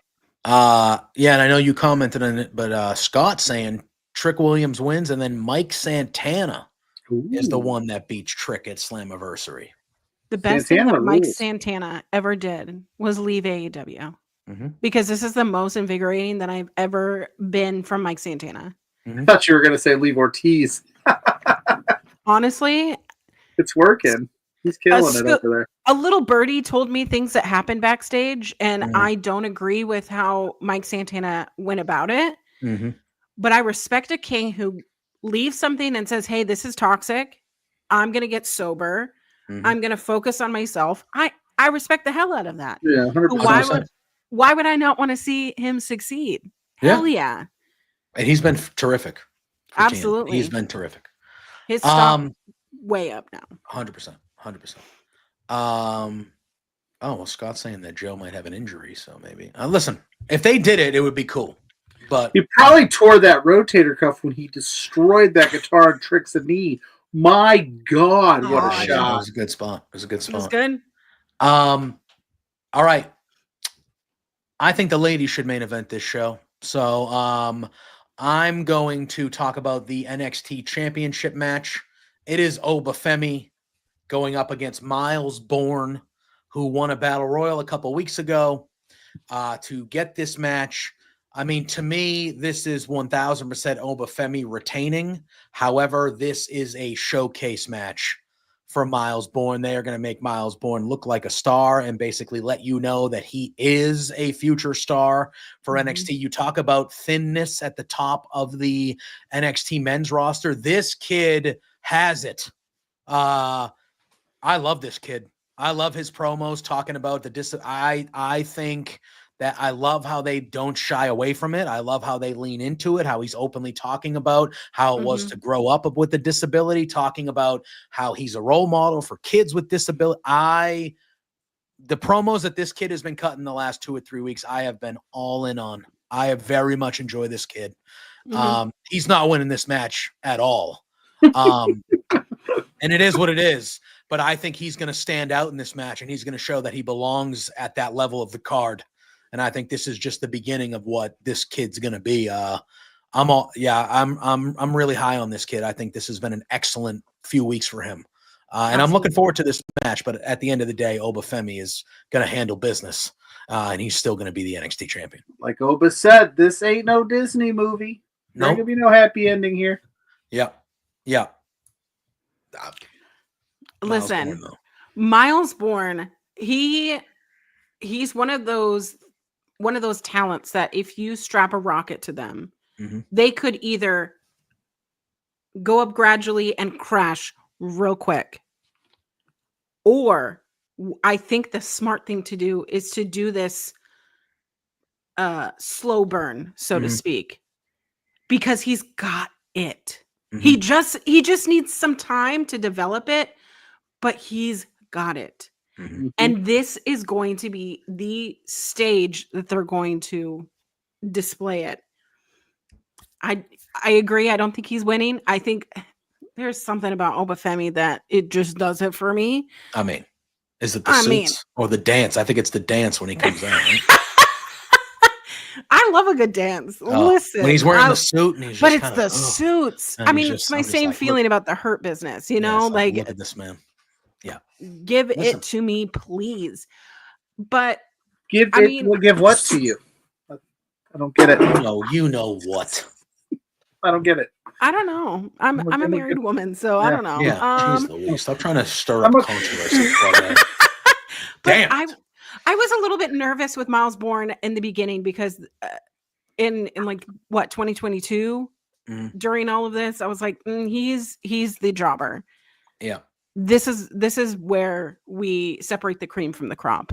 I agree. Looks like a young Randy Orton. Every time I see him, I'm like, is that 2009 Randy Orton? Well, he does the power slam. So I know, and he has the same, like he does the wrists and the tights. I'm like, he looks like 2008 Randy Orton. Do you think? What do you think Randy Orton? What do you think Randy Orton thinks about that? I mean, I don't think he probably does. He even know who Miles? Do you think Randy Orton knows who Miles Bourne is? I don't know. Maybe. Probably not. Let's be honest. Probably not. Just check. What do you think? You think Miles Bourne is going to upset Obafemi, Pluggo? No, but I'm not saying it wouldn't. It's one of those where I could see it. I absolutely could see it because I think he's got not shockingly. That's a tough word. He's got over more than I think they anticipated, and I mean it could be like this big underdog story, and they could run that, and Miles could have it for a little bit. You know, he could pick off Obafemi, but I think at the end of the day, it's still Oba because I think they're trying to build him into like an all-time NXT champ. But yeah. Yeah, so I'm going to stick with Oba, but I wouldn't be shocked if we had the underdog story, David versus Goliath type thing, even though David is fucking jacked. God damn, bro. He's all jacked. Right. Speaking of jacked. Got abs on abs on abs. Speaking of jacked. And singles match for the NXT I don't like Women's Championship. Either. For the NXT Women's Championship, it is Stephanie Vaquer defending against Jordan Grace. I think this should main event the show. Yeah. Stephanie Vaquer is a different level of over. We've seen her back-to-back weeks right after WrestleMania. She was on the main roster, and she was getting the loudest pops of the night on the main roster. I am... Okay. Is there a chance that Stephanie loses and goes to the main roster? 100%. Is that what you think's going to happen? Like, that's your pick? Before Julia... Well, they're officially up there now, though. Julia's on SmackDown and Roxanne's on Raw. Yeah, I think so. Because they did the back-to-back weeks, which I was like, was that like a test to see if because she was clearly over. The crowd was very interested in her, but she's the champ. Mm-hmm. Is this a way to get, Jordan, who is a star, becomes the new champion and beats Stephanie, and then you can just put her, and then she's up in the main roster with Julia and Roxanne, kind of just a part of like a big call, I mean, how many times can Jordan Grace go for the main title and not win? Exactly. That I agree. Here's what go ahead. You're the guest. You go. No, I was just gonna say that would be my reason for Jordan Grace going over, regardless of Stephanie Vaquer. I can never say her name. Vaquer. Yeah. Vaquer. I think technically Vaquer. Okay. Call her whatever you like. I don't know how to say words. I just exist. Hold on. Words are hard. Words are hard. But regardless if she goes to the main roster or not, I think this is going to be a great match. However, Jordynne Grace has gone for the title in some sort of fashion. How many times? Just give it to her here. Yeah. Come on. I'm leaning towards Jordynne Grace winning this match. So it seems like we're all aligned there. Well, she did the run, and like you said, they tested out. Because I've always said this about NXT talent: that bubble down in NXT, they fall in love with people, and then on TV you're like, oh crap, this person, and then they get into another environment, and maybe the reaction's not as big as it sounded with the the NXT Capitol Center, all that kind of stuff, or the Performance Center, whatever it was. She is insanely over. I don't think that they realized when they signed her how incredibly over she was going to be. We all knew she was good. Yep. So here's your shot. You've got a ready-made. She could carry NXT for a little bit. Jordynne Grace, if you wanted to. I saw Scott saying whoever loses should go to the main roster. And I think you let Jordynne Grace run it for a little bit. You've got a deep talent pool of women down there. You got Zarya still. You got Soul. You got Kalani Jordan. You got all these people. Jada. You got all these people that could carry the torch. Maybe because that match she had with Io Sky. Oh, I was sold. I was like, main roster, get her up there, let her get in the mix. Yeah. Will it happen? I don't know, but that's what I'm gonna keep saying until the end of time. So she's on the main roster. So y'all heard her lose in the best way possible. Yeah, y'all heard it here first. All three of us think. Yeah. That I just can't believe the new NXT Women's Champ. Forbidden Door last year. Oh my God. Was where we saw. I mean, it's where a majority of it's where I saw her for the first time. Yeah. And now to see how she skyrocketed. I mean, when she goes to the main roster, like let's talk just about say a power move on her part. Let's just say, oh my God, yeah. And didn't even wait. She's like, no, here are all your belts back. I'm going over here immediately. I don't give a shit. I'm going over here. Yep. Don't care how that makes me look. Don't care. I want to go over here. I'm going over here. And you're talking, I'm not joking. By the end of this, it might even be sooner. By the end of this calendar year, she could be the most popular woman in the whole company. That's how much of an aura, as the kids say. And fun fact, I don't usually go down these rabbit holes in this show, and I don't usually put this into my content. Yeah. But I saw some rumors that floating around that her and Miles Bourne are dating. Oh. Imagine them both leaving as champ. Power couple in NXT. That'd be kind of cool. I do have to say, though, if Jordynne Grace doesn't get the NXT title, it would not be the worst thing. Right. Yeah. She should go to the main roster. Yeah. Because guess who never got the main title? Bianca Belair when she was in NXT. Becky Lynch went back and got it, but she never won it in her original run. Right. Plenty of women's wrestlers have not gotten that main title, and they've come so far. So 100%.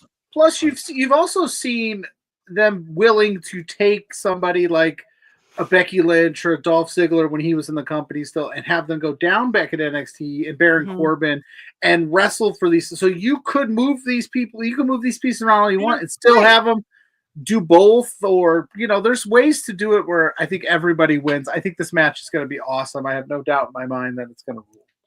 Yeah, absolutely. All right. That is NXT Battleground. That will be going on at the same exact time of my opinion, which is the biggest show of the weekend, and that is AEW. You're right. You're right, Spencer. R-Truth has never won the NXT championship. That is true. That is true. Can I just say I'm straight up pissed that Triller is not going to be available for pay-per-view purchase for North America. Why go through the time to integrate my BR Live catalog into Triller if they're just going to be like, sorry, that wasn't going to be the plan. Go to Amazon. Yeah. What if I don't like Amazon? I go to payperview.com. That's where we're going to have to go. I go to payperview. I go ppv.com because I'm like, fuck Bezos. Exactly. I ain't giving him more shit. Although I do have Prime. But fuck, either way. I don't think you can live without Prime. Yeah, it's a necessity to me. I'm sorry. But still, here I am going, what was the reason? Yeah. Cardi B, what was the reason? What was the reason? Unbelievable. Because she's hosting 2 nights of SummerSlam. It's finally happening. New Jersey, let's go. That's what she said. So that's my little. I mean, rant. obviously the reason was to get Katy Perry in space. So anyway, we continue along. AEW. Listen, she's like a firework, you know. AEW Double or Not. That song was a banger. I don't care what anyone says. AEW Double. That song comes on in a wedding. My fat ass is on that dance floor. That's all I'm saying. I'm usually on the dance floor. What's your go-to move on the dance floor? You don't have the Weekend at Bernie's is mine. Drag it up, bro. That Weekend at Bernie's. Yeah, I get fucking low. I am a millennial, and so I have Macarena. I have the chronic. Yeah, the mean mugging. Do you yeah, stanky leg it? I got that. Yeah. There's something with my hips. I'm a millennial as well. We're all millennials here. Yeah. I'm also kind of like when they bust out the electric slide. I'm getting after it. After it. Yeah. I'm fucking out there, and we're getting after it, bro. Yeah. Cotton Eye Joe. Happening. Yeah, Cotton Eye Joe. If they do that, if they do shout, oh, bro, your boy. I'm like Mission Impossible Tom Cruise on the floor. That's how low I get. Like I get that low, and I'm just fucking going. You know, it is what it is. My best friend is getting married in September, and they're trying to figure out, are we gonna have a dance floor or not? And I said, if you do not have a dance floor, first of all, don't even get fucking married. Listen, I didn't have a dance floor at my wedding, but I'm not judging you, but what the fuck? Yeah, you eloped. That was a plan. If you're having a wedding, you get a fucking dance floor. You create one if you need to. Right. What are you talking about? People, listen. Push the tables out of the way. I was about to say, I'll put some duct tape down. Yeah, whatever. I'll make a wrestling ring. We can dance in that shit. I don't give a fuck. We're dancing. It's a wedding. Exactly. Listen, here's my thing. Weddings are wonderful. I'm not weddings are fine. But I think if the bride and groom are aware that nobody is there to really see your actual ceremony for 45 minutes. They're there to fucking party. Yeah. They want to party with you. They want to celebrate and fucking party with you. Most likely have a hotel or we're staying somewhere. Let's get fucking drunk and celebrate you two. Like, hey, I do the nuptials. Okay, great. 15 minutes and done. Please, I want to eat dinner, get my stomach full because I'm boozing it up and I'm dancing. That's what we're there. Listen, I get to officiate this wedding. Oh, that's fair. That's I'm fun. So stoked, but that means I gotta be sober because how else am I gonna read? Yeah, it's fair. Then afterwards, I say, "All right, let's go." I need to see ladies with the shoes off. Yeah. Go-to move is near the DJ stand. You got to have a thing or two of sandals so people can wear some sandals. They're not barefooting it because that could be gross in certain areas. So you get the sandal basket where they can, the ladies can take off the heels and put on some sandals, feel good about themselves, and you get after it. Your wedding is going to be dope. I can't wait to fly out. I will say, Dancing on My Own by Robin better be on the playlist. If JPJ ever gets married, I'm putting it out there. I will make it there come hell or high water. 100%. 100%. Hopefully I get the call to be the best man. Yeah, good. Listen, I will crash that wedding. Yeah, you don't need to crash. You don't need to crash. I will invite. There is no need to crash. Iconic. One of the more underrated comedies of our generation, Wedding Crashers, by the way. Okay. Let's talk about Double or Nothing. Because we got, okay. 8 matches so far. Topic. No, it's okay. That's what we do. That's you invited me. You thought I have a show called Honor Ramble. Yeah. Which is starting late tonight, by the way. If you're used to no, it's not starting at all. Oh, so we're not limited? Double or Nothing. Because isn't Collision on right now? Yeah, Collision is on right now, right? Yeah, Collision is on right now because they put it to Friday.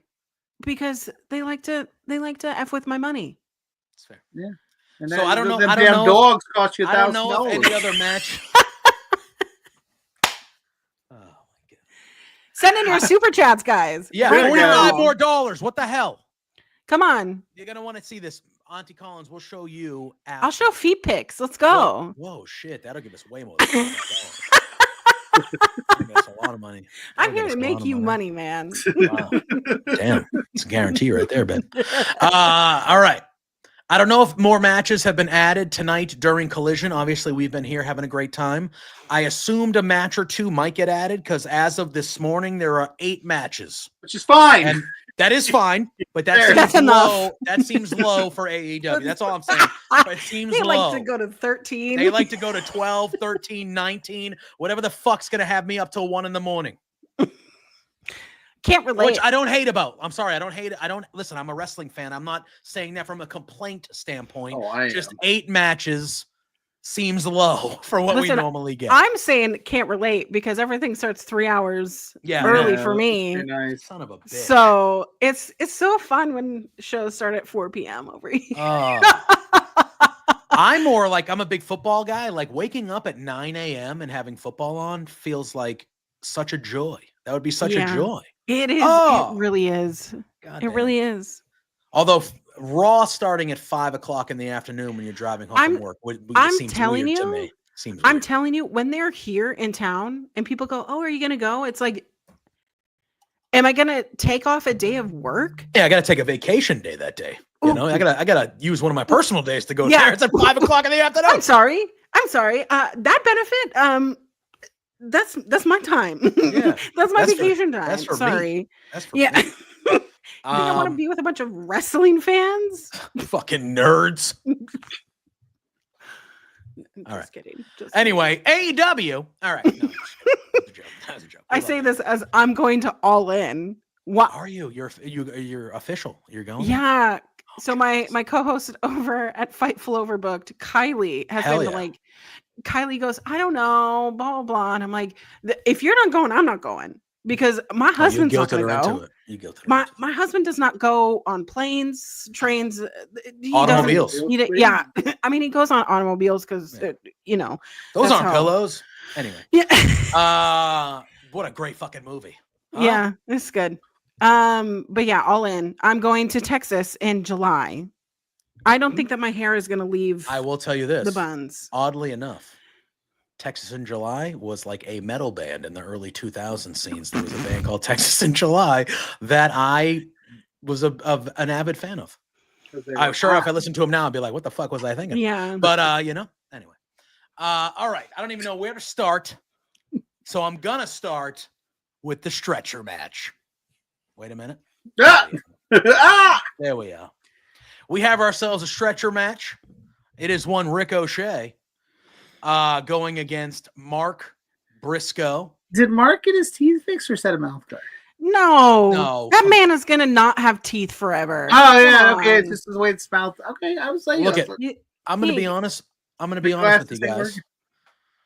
Every time Mark Briscoe's on my TV screen, I have a great time.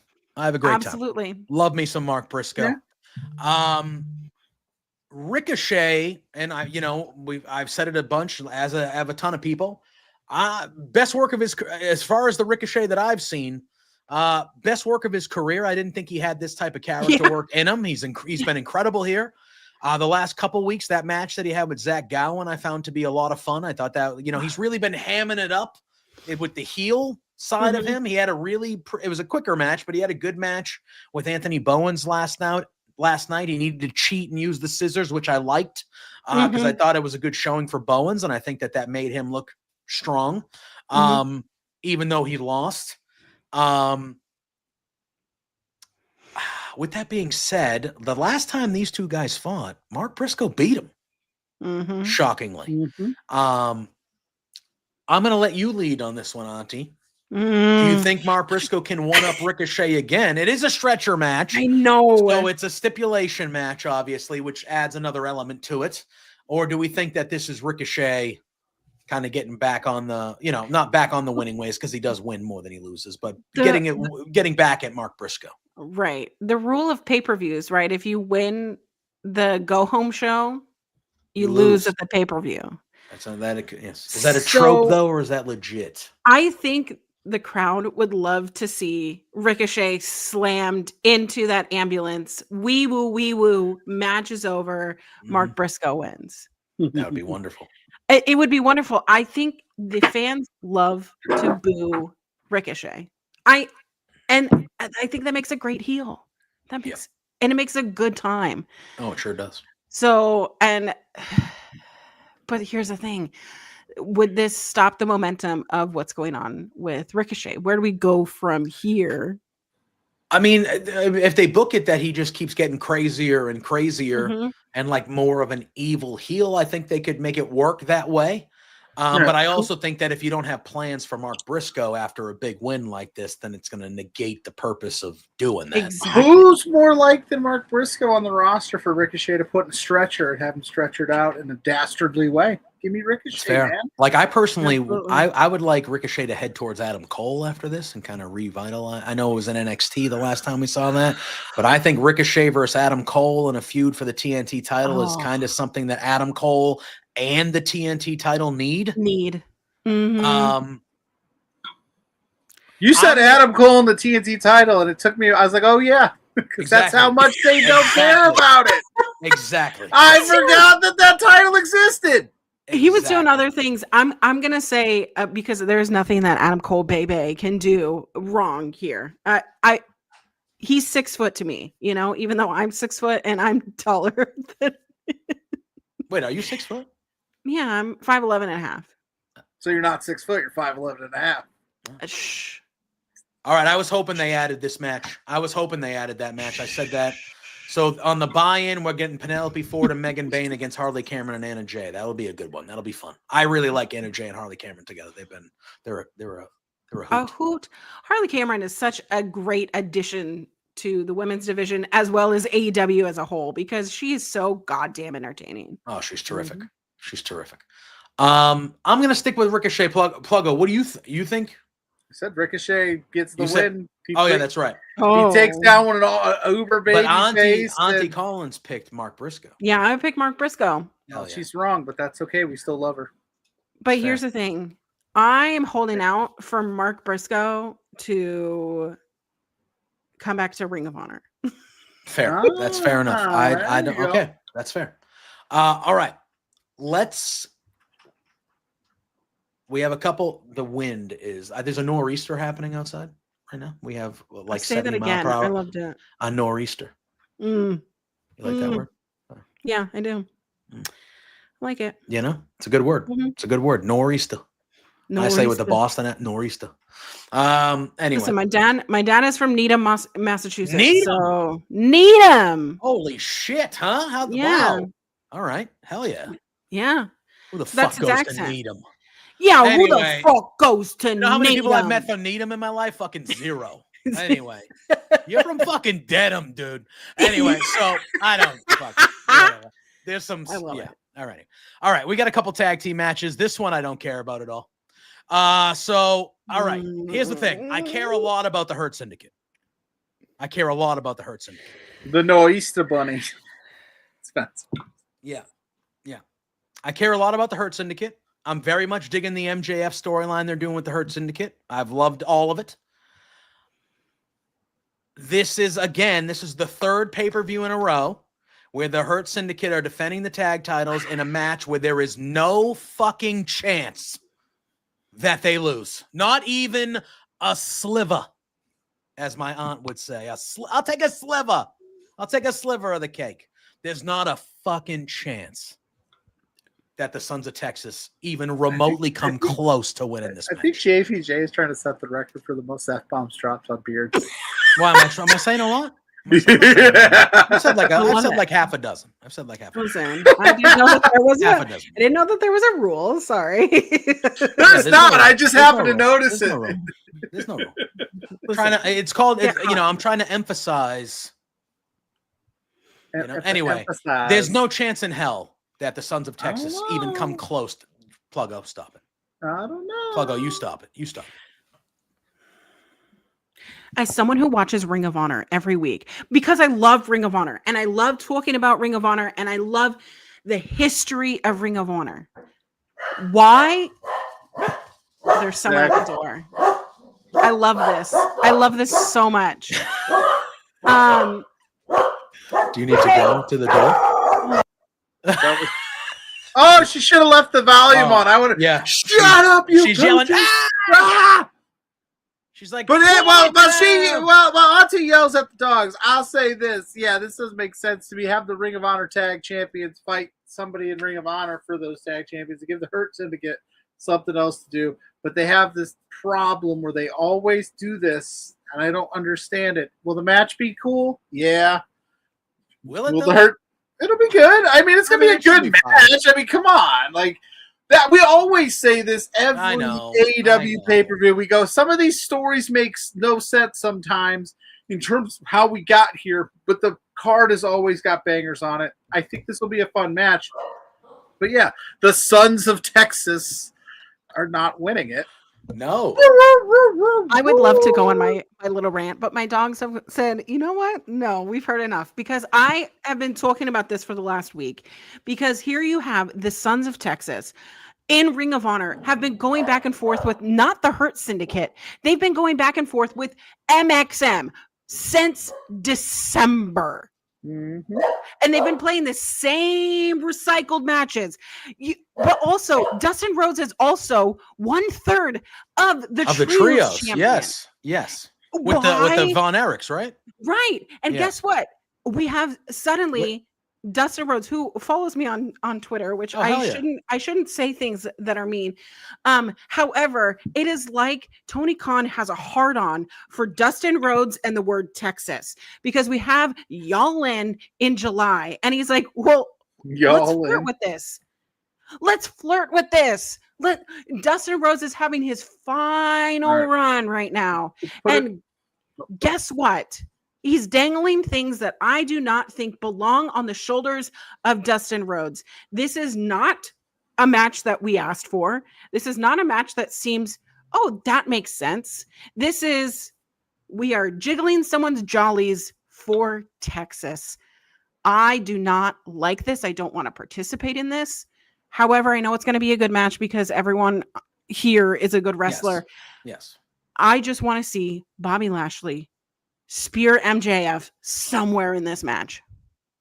I don't think it's going to happen yet. How many times do you think they use this match with the word Son of Texas to go? And the Sons of Texas, speaking of Texas, all in July. I was going to say, I'm trying to, 4 or 5 times? Yeah. We'll set the bar at 4.5. Yeah. I love it. They mentioned all in during this match, 4.5. That's the bar. Over, under, spam in the chat. Let us know. Oh, sorry, I went on my little rant. I felt no. You're allowed. You're allowed to do whatever you want. They also added Paragon, which is the new name for the Undisputed Era. So the Kyle O'Reilly, Roderick Strong, and Adam Cole are going against Takeshita, Josh Alexander, and Kyle Fletcher. So I mean, that match will fucking hump. I did it again. That match will hump. That match will hump. Sorry, I don't care. I just noticed you. That match will hump. I think it's because you didn't get to get it out of your system this morning. So now you're just I couldn't do the Monday night show over on Body Slam. I couldn't do Firmly Inked today. I'm like itching. I mean, I'm like I'm not doing. I had because the shoot job got in the way a few times this week. So I was kind of like So I'm just like I got to get them all out.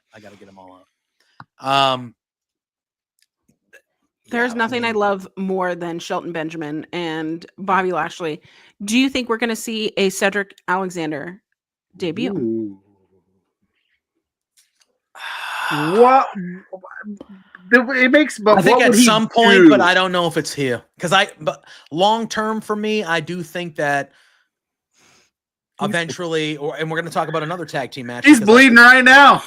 Yeah, he's already started, man. He already bleeding now. Yeah, he's pre-gaming. He's taking the aspirin now, so it just flows out. The second he touches it, rigging the business right now. Okay, I think this ends with MJF costing the Hurt Syndicate the tag titles. I don't like that. Stop it. And he's going to cost them to the boys on the right of my screen right here. One FTR. Oh. Because here's the thing. I don't think it's going to... I feel like All In is becoming too soon. But I feel like the tag match at All In... 60 days. Yeah, I felt like the tag match at All In was going to be FTR versus Edge and Christian. Copeland and Christian. But I think that's... At some point, you're going to have to get to that. You said that man's name wrong. No, I call them Edge and Christian. It's Cope. I get it. Cope. First of all, you know how many times I've called him that? 0 times. In the words of the great Enzo Amore, if you gave me a dime for every time that I've called Adam Copeland Cope, I would have 0 dimes. That's what that is. Anyway. Okay. I think MJF will cost the Hurt Syndicate the tag titles, which will then lead to the Bobby Lashley versus MJF one-on-one feud, and FTR will become the tag champions, and then we are going to get Adam Copeland and Christian reuniting and going after FTR in the tag team titles. That is what the long-term plan is here. I thought that match would be at All In, but that's not a lot of time to get to. You're gonna have to build Christian and Copeland getting together. It's not like out of nowhere they can just show up and be a team out of. You got to build to that because of the past we've seen with those guys. But I do think that's the long term. I don't think it happens this Sunday. If anything, I could see MJF helping them win again this Sunday because he just joined and signed the contract on Wednesday. And then I think we kind of get to, because I don't think MJF is long for the Hurt Syndicate. I don't think he's long. He's got a little less melanin in his skin. Yeah. What'd you think of that gold suit, though? You didn't like it? Not a fan. If it ain't on Bobby Lashley, I don't care. That's fair. That's fair. I don't think the Hurt Syndicate is long for MJF. It's possible. That would be an interesting ring. That's possible. But yeah, I don't know. This match here, though, I'm excited about this one. Poor Nigel. We're blocking Nigel, and he's the star of the match to me. But I'm going to tell you something. Nigel McGuinness, I have a permanent. Well, you're a Ring of Honor girl. Yeah, that's what it is. Did you say this? You have a permanent thumbs up? Yeah. A permanent thumbs up for Nigel McGuinness. Bring back the spiky hair, my man. You think he could pull it off still? I don't know. He's got an all right head of hair. He does. Yeah. Have you been to his magic show? No, I do know he does the magic though. I have seen him on do some tricks on the interwebs. Have you been? Yeah, I was sitting front row. I was part of the show. That was probably a good time. Yeah, because I am so gullible. And my husband is like, "You didn't see that coming?" I'm like, "No." But did he tell you the tricks? Did he tell you what was going on? I mean, my husband did. Did he give you the secrets? He did. But the whole time I'm like, "Oh my gosh." And then I started crying, so it's fine. But that's my gimmick. Anytime that Nigel McGuinness is in a wrestling ring, I lose my shit. Do you pick Nigel regardless, unequivocally? You just go. I was going to say, in this match, we got FTR with this new heel streak. They're beating up senior citizens and announcers and being dicks. And but here's the thing. Yeah. Why on Stokely if they're just going to lose? I don't think they're going to. I think FTR is winning. Do you remember Stokely had these vignettes where he was just watching tag team wrestling? Mm-hmm. And I feel like that's not mentioned enough. Yeah, I agree. And I think it really needs to be highlighted here of how do we make FTR better? Because FTR, I think of their own volition, and they often get in their own way. But I think that they are one of the best tag teams that AEW has ever seen. Mm-hmm. And the fact that I was just going to say, the fact that they're not in the main title contention. And they haven't been for a while. They haven't been. For a while. But they're still, they do put out banger matches. They put out banger singles matches. However, they need some oomph in their step. We're going to have the nostalgia pop from Nigel. And Daniel Garcia is going to be there because he's basically Nigel 2.0. Mm-hmm. But FTR has to win. But my heart always belongs to. Do they though? Listen, I don't disagree. But could we see a return of one Adam Copeland to maybe cost FTR this match and give Nigel a fun victory? No, because Adam Copeland is not a thing. It's Cope. PLUGGO, please.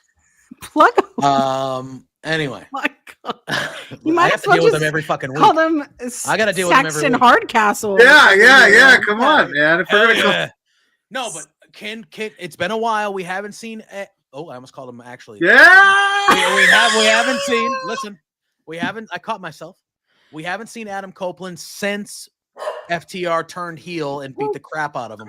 Mm-hmm. A couple paper. It's been a while now. He's been out for a while. is there a chance that Double or Nothing, this major pay-per-view, this is an opportunity for Adam Copeland to make a return and maybe cost FTR this match? And get Daniel Garcia a good victory that he needs, and Nigel McGuinness a nice victory, and what you would assume.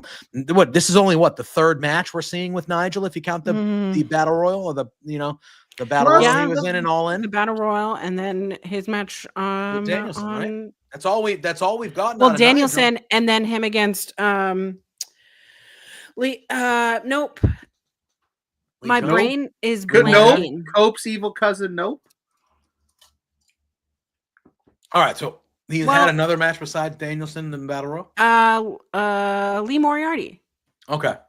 Yeah, a mark of a good heel run is that loss that pisses them off and infuriates them even more, and then they go on another tear. So if you're a good heel, you can't win all the time. So yeah, I could see that. That'd be cool. Yeah. I'd be down. I don't know. I could see Adam Copeland returning as a big moment during a major pay-per-view, and it's like, oh damn, he's back. And I feel like, listen, obviously FTR is tremendous. I do feel like Daniel Garcia in particular needs a big win.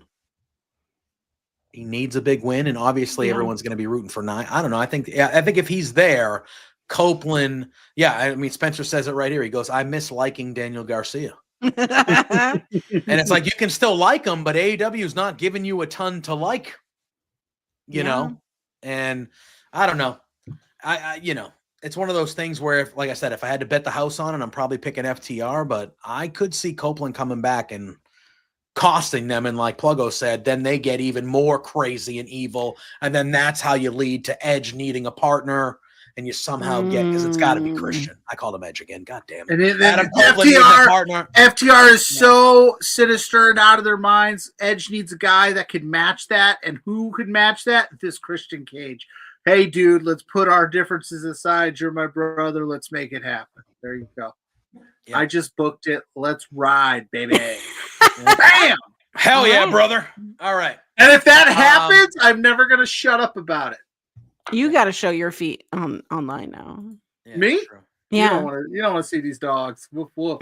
Ooh, ooh. Mrs. Pluggo did not marry me for my feet. I'll tell you that. Fair. Fair enough. It's a fair statement. That is a fair statement.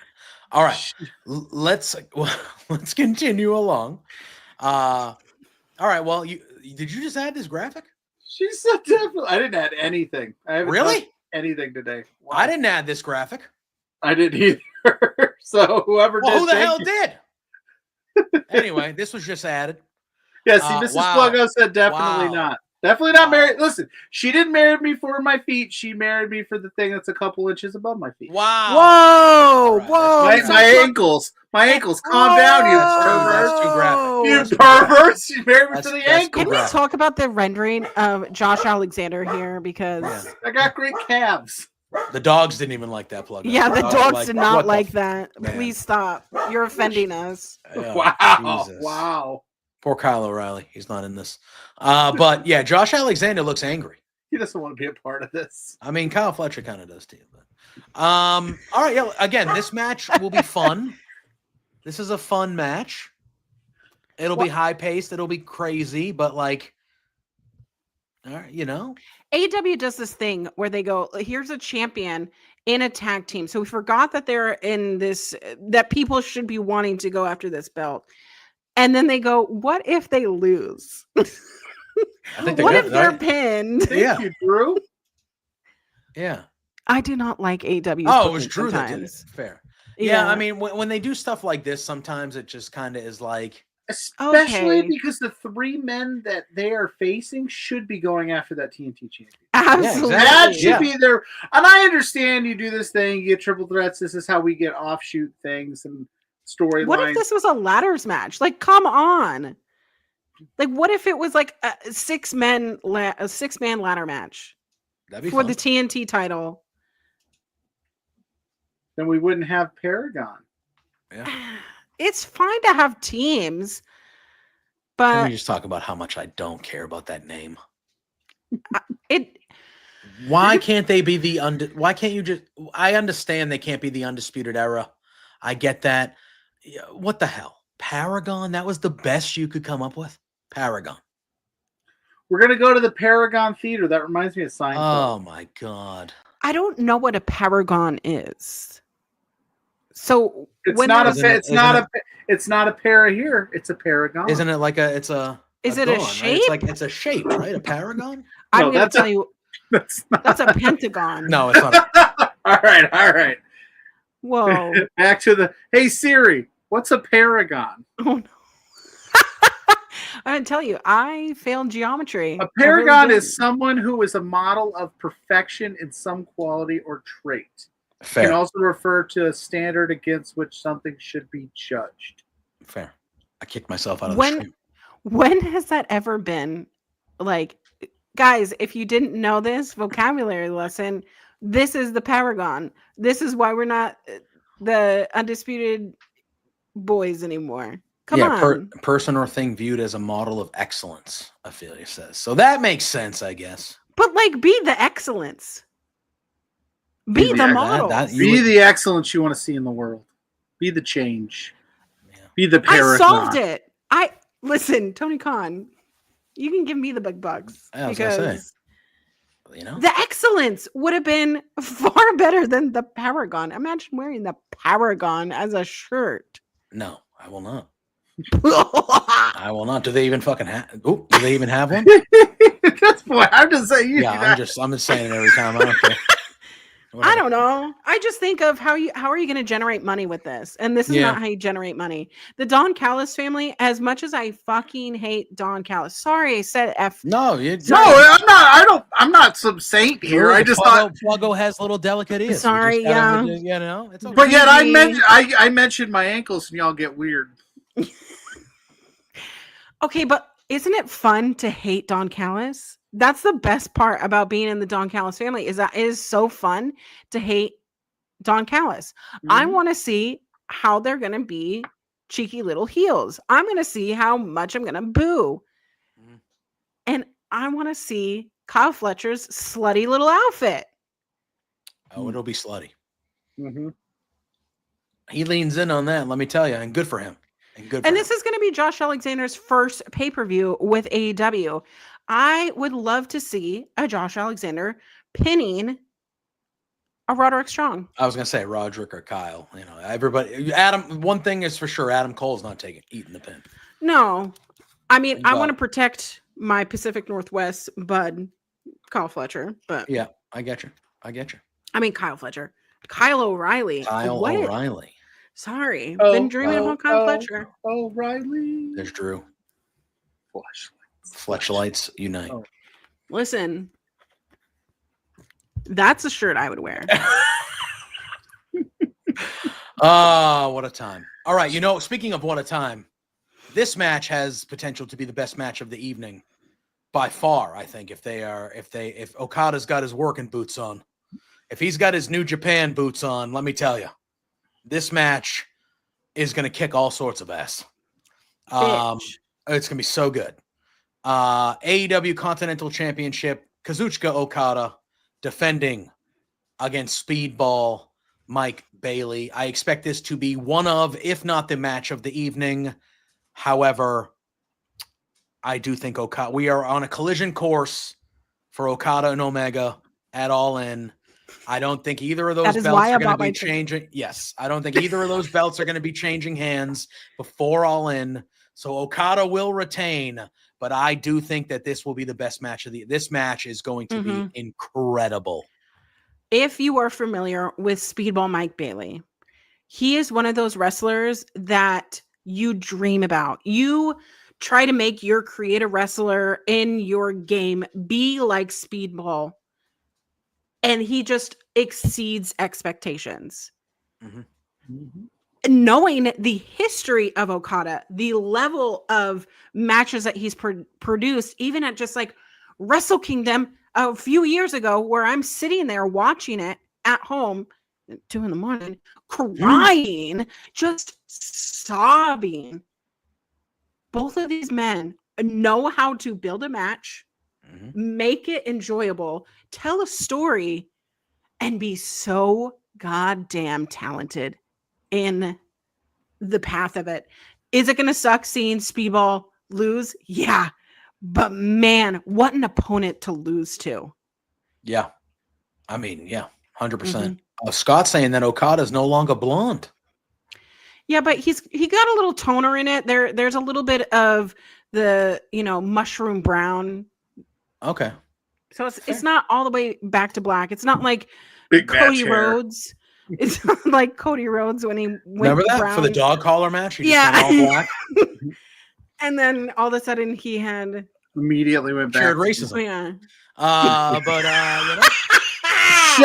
Shout out to our friend Ben Ortmans, who said this match features the greatest wrestler on the planet and Okada. Yep. Love Speedball. They rule. Okada. This is going to be great. Yeah, I think you're right. I want Speedball to win. My heart says, give me the Speedball Continental Championship run. But Okada's keeping that thing until he wrestles Omega. Absolutely. Yeah. Absolutely. Man, that match is going to be...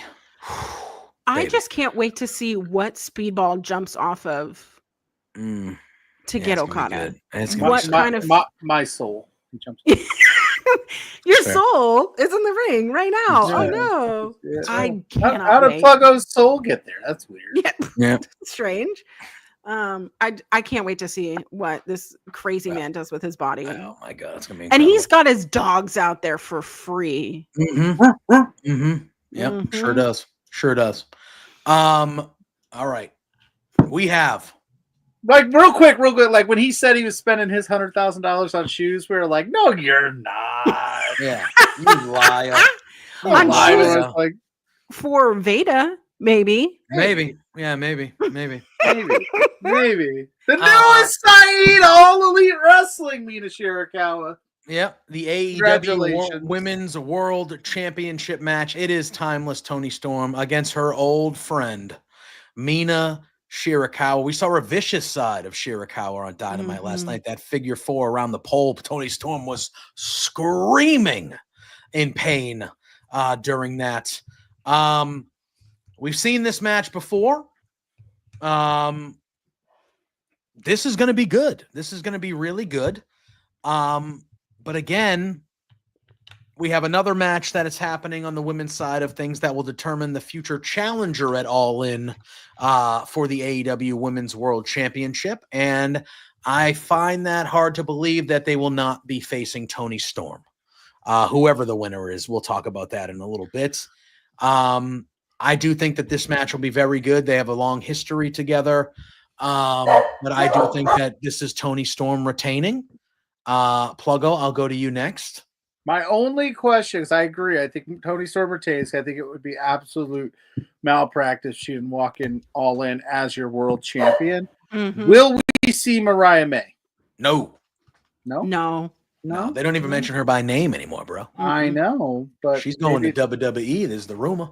That's the rumor, but things change pretty quick. Listen, things can change. Look at if she shows up. Timeless didn't mention her. She did mention the ghosts of her past are very beautiful, and there's a history there. And if they could maybe figure that out, maybe I don't know. Yeah, I believe Excalibur said in the first week that Mina came back. Excalibur said, they've shared tag partners in the past. I know. But are they doing that to be kind of cheeky and make us off the set? But you don't know that. You're not an insider, bro. It's like, no, that would never happen in a million years. Listen, I am not an insider, but I pay money to the reputable ones, and what I've read is that she made it very clear to them that she was interested in going to the other place. So, listen. They've and look, anything can happen. Anything can happen. But I don't know. Maybe they do it. Maybe they don't.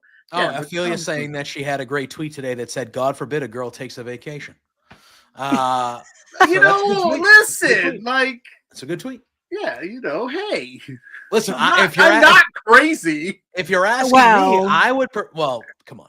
If you're asking me, I would prefer if Mariah May stayed in AEW, to be honest with you. Absolutely. That's what I would prefer. I think she would do more than fine anywhere she goes.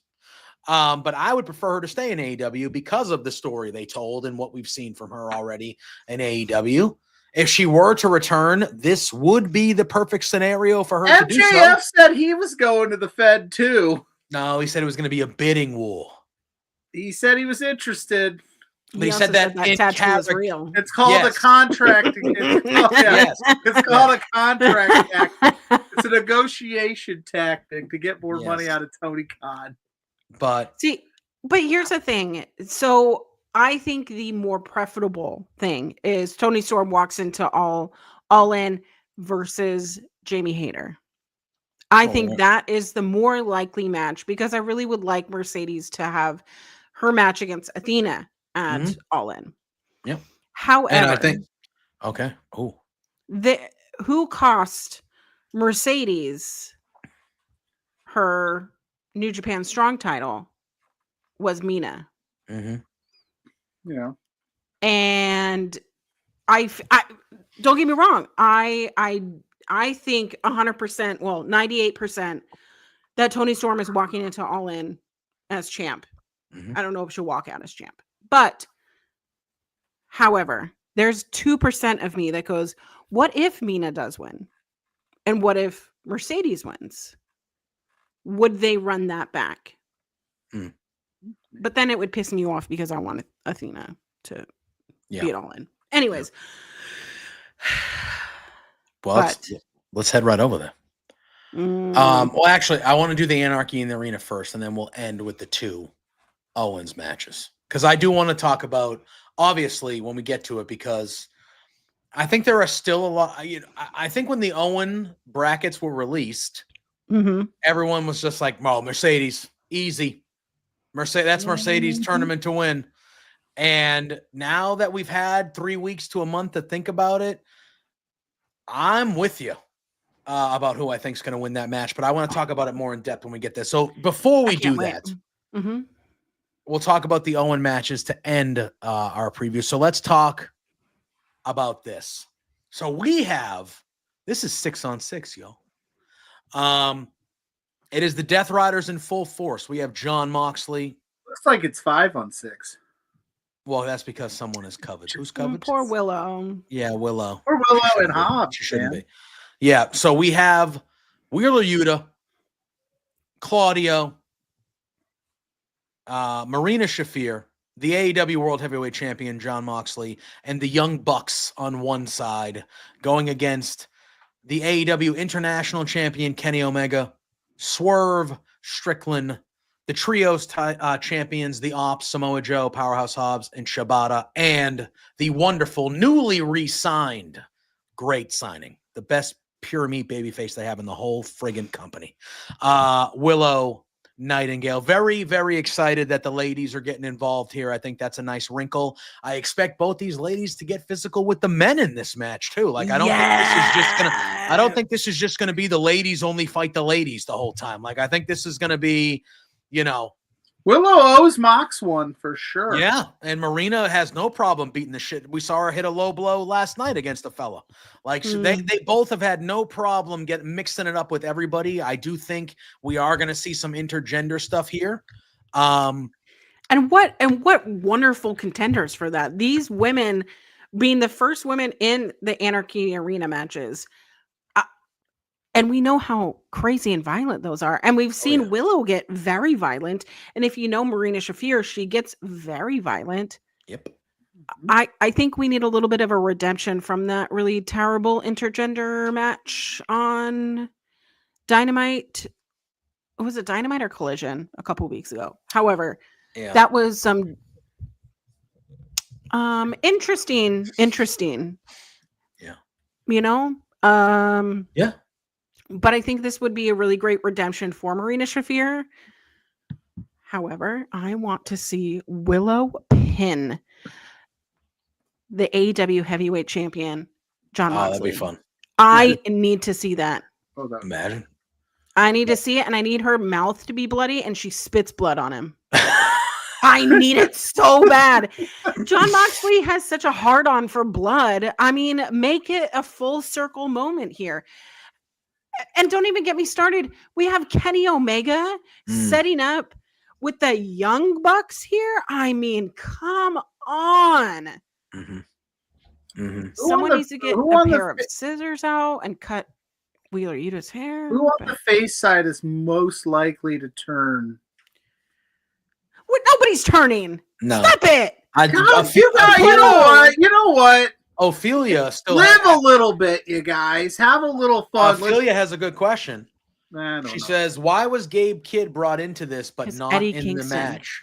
Because Eddie and then Kingston Spencer is wants to know returning. over under 18 people, 18 and a half people involved in this match. If Eddie Kingston does not come out with a mother freaking gas can, a la Anarchy in Arena a few years ago, what is it worth? What are we here fighting for? Here's my problem, right?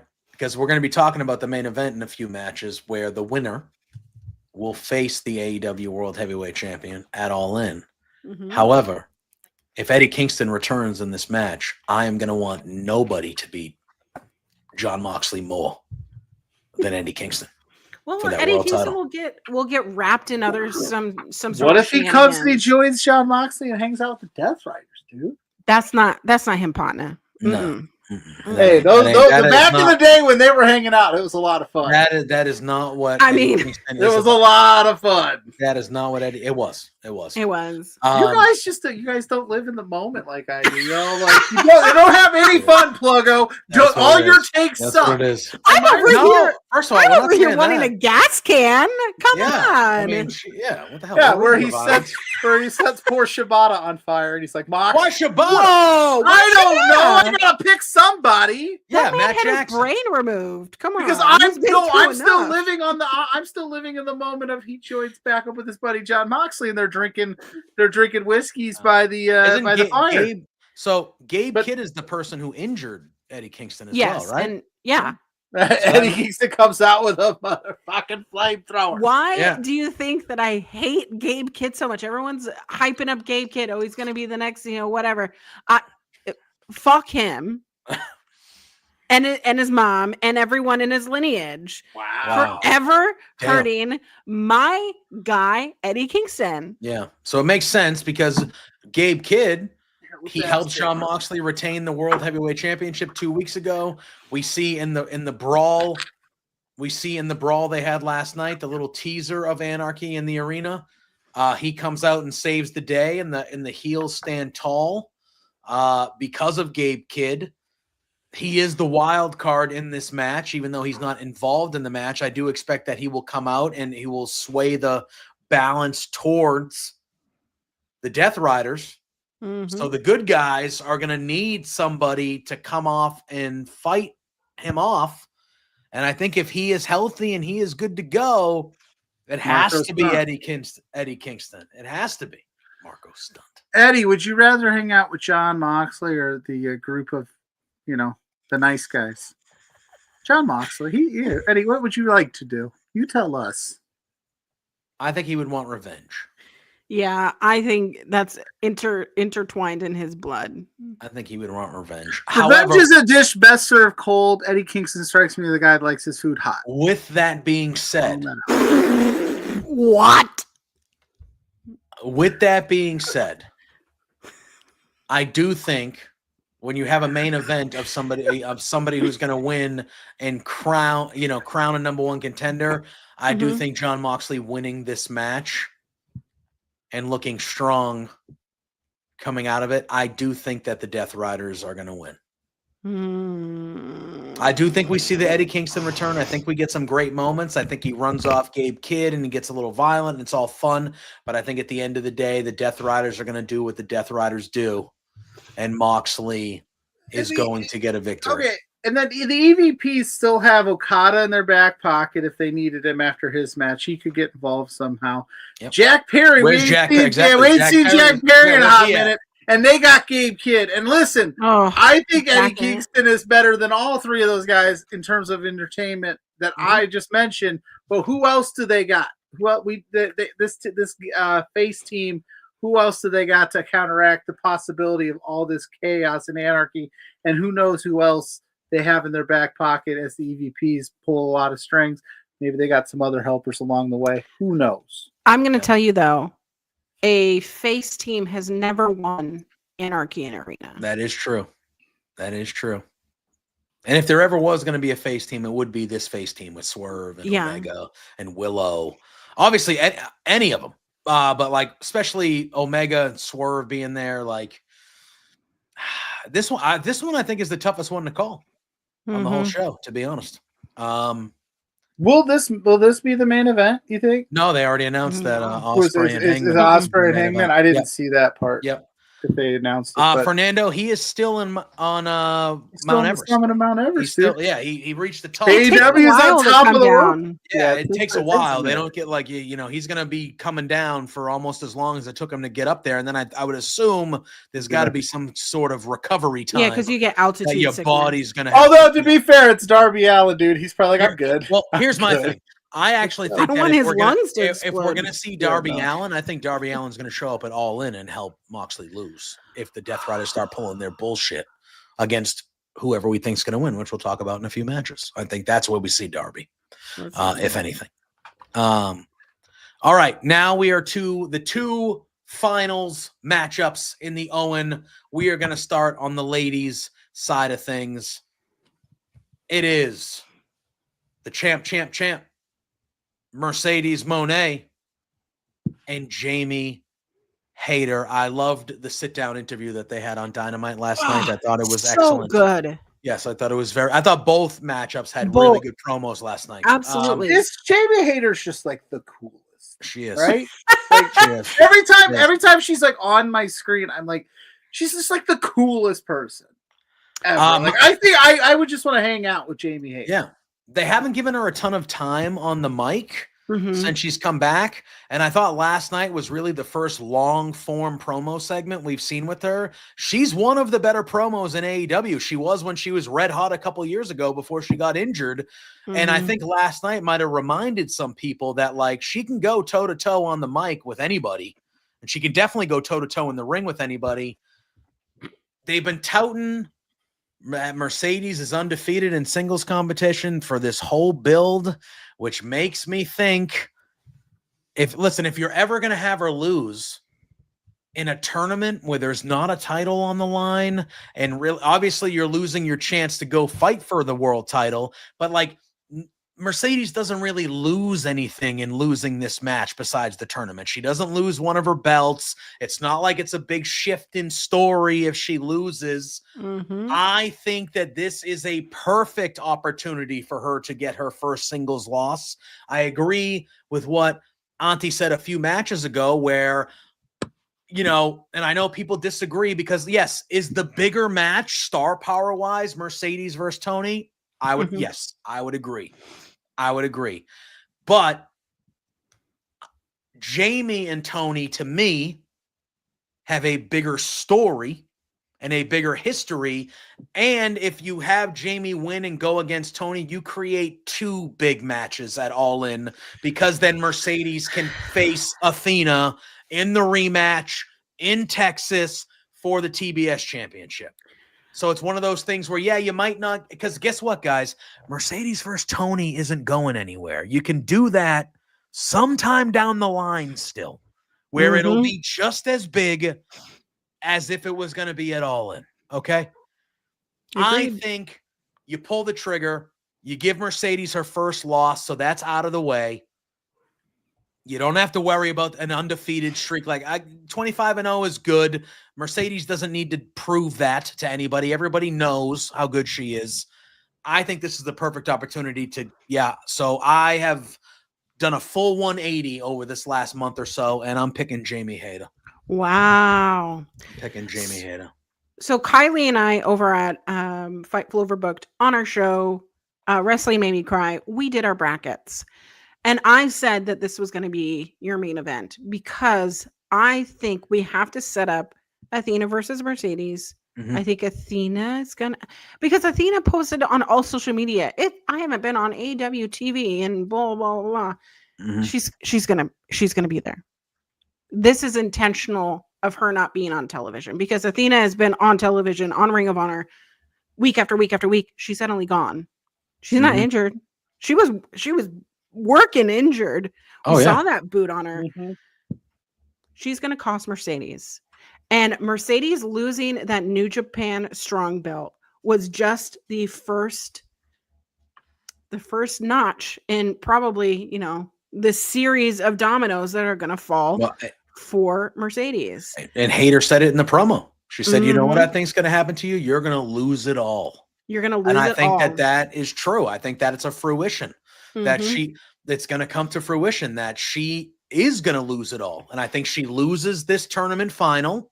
Then she loses the TBS championship to Athena at All In. And then, and I think she goes into, because look she's going to be the AEW Women's World Champion sooner than later, Mercedes. How is she not going to be? Come on. It's just right now. Yeah, man. I just think this is the time. You had their first matchup in Mercedes' hometown of Boston. You have the second matchup in the home state of Athena in Texas. You get 2 giant matches instead of 1. And I get it. Mercedes versus Tony is the biggest match. I get it. I would rather have 2 big matches than 1 giant match any day of the week. Absolutely. And that's where I'm at with the Pluggo. How are you feeling about this? Taking Mercedes Moné. It's fair. Whoa. It's fair. Because I think he wants the giant match. That's what I think he wants. I think he wants that. And Athena will be there when they do the ROH show in Texas that weekend. Which I cannot get tickets to. I don't think you guys are wrong. I will say that. I don't disagree at all with what you said. I just think that's what they want. Tony Storm, Mercedes Moné, plastered at the top of that card. I think that's what they want. I think that's how. Yeah, it's the biggest show they're going to put on all year. That's just how I feel. I don't love it because I love Jamie Hayter too. But just at the end of the day, I think that's where they go. They'll figure it out. They got plenty of time. They'll figure out something big for, Jamie. They'll figure out something to do for Athena and Jamie and all this other stuff. I just think that's where they go. And there's another theme, by the way, that is a banger in the gym. Is Jamie Hayter's theme. Oh yeah. Real good. Real good. All right. And then that brings us to our main event of the evening. It is the finals and the men's Owen Hart Foundation tournament. Hell of a promo sequence last night to start Dynamite. I thought both men were excellent. I thought Hangman in particular was tremendous. Curly, wavy hair or straight hair Osprey? Which one's better? He looks like Skeeter when he has his hair straight. And if you know the reference, you're old as fuck. But I know Skeeter. How do you feel about Hangman's kind of perm thing he's got going on? He's clearly trying to grow the hair out. That's his natural locks. Yeah. This man. Yeah. You know what's funny is Hangman and I also have like the same curl and wave pattern. I do not accept it because I can't do that. I look like Screech from Saved by the Bell when I try to do it. But Hangman does it and he looks unhinged. He looks like he hasn't slept. And I know that he has a child, so that's probably also why he looks like he hasn't slept in years. Do you think he ever goes, will you get some sleep? I got to burn down a dude's house tonight. Will you go to bed? I thought that promo when he talked about his wife and his kids. Yeah. He was like, I want my wife to look at me and remember the guy that she fell in love with. Yeah. And he goes, and I want my kids to look at me and remember the father, that was there when my son looked at me at Christmas morning, excited about his new toys, and I'm staring out the window thinking about Swerve. Oh my God. I was like, holy shit, man. I think it was so Hangman good. has had the best feuds in AEW, ones that'll go down in history. To me, he's the and they've kind of called him that recently. Mm-hmm. He's the main character of AEW to me. He's been the main character this whole time.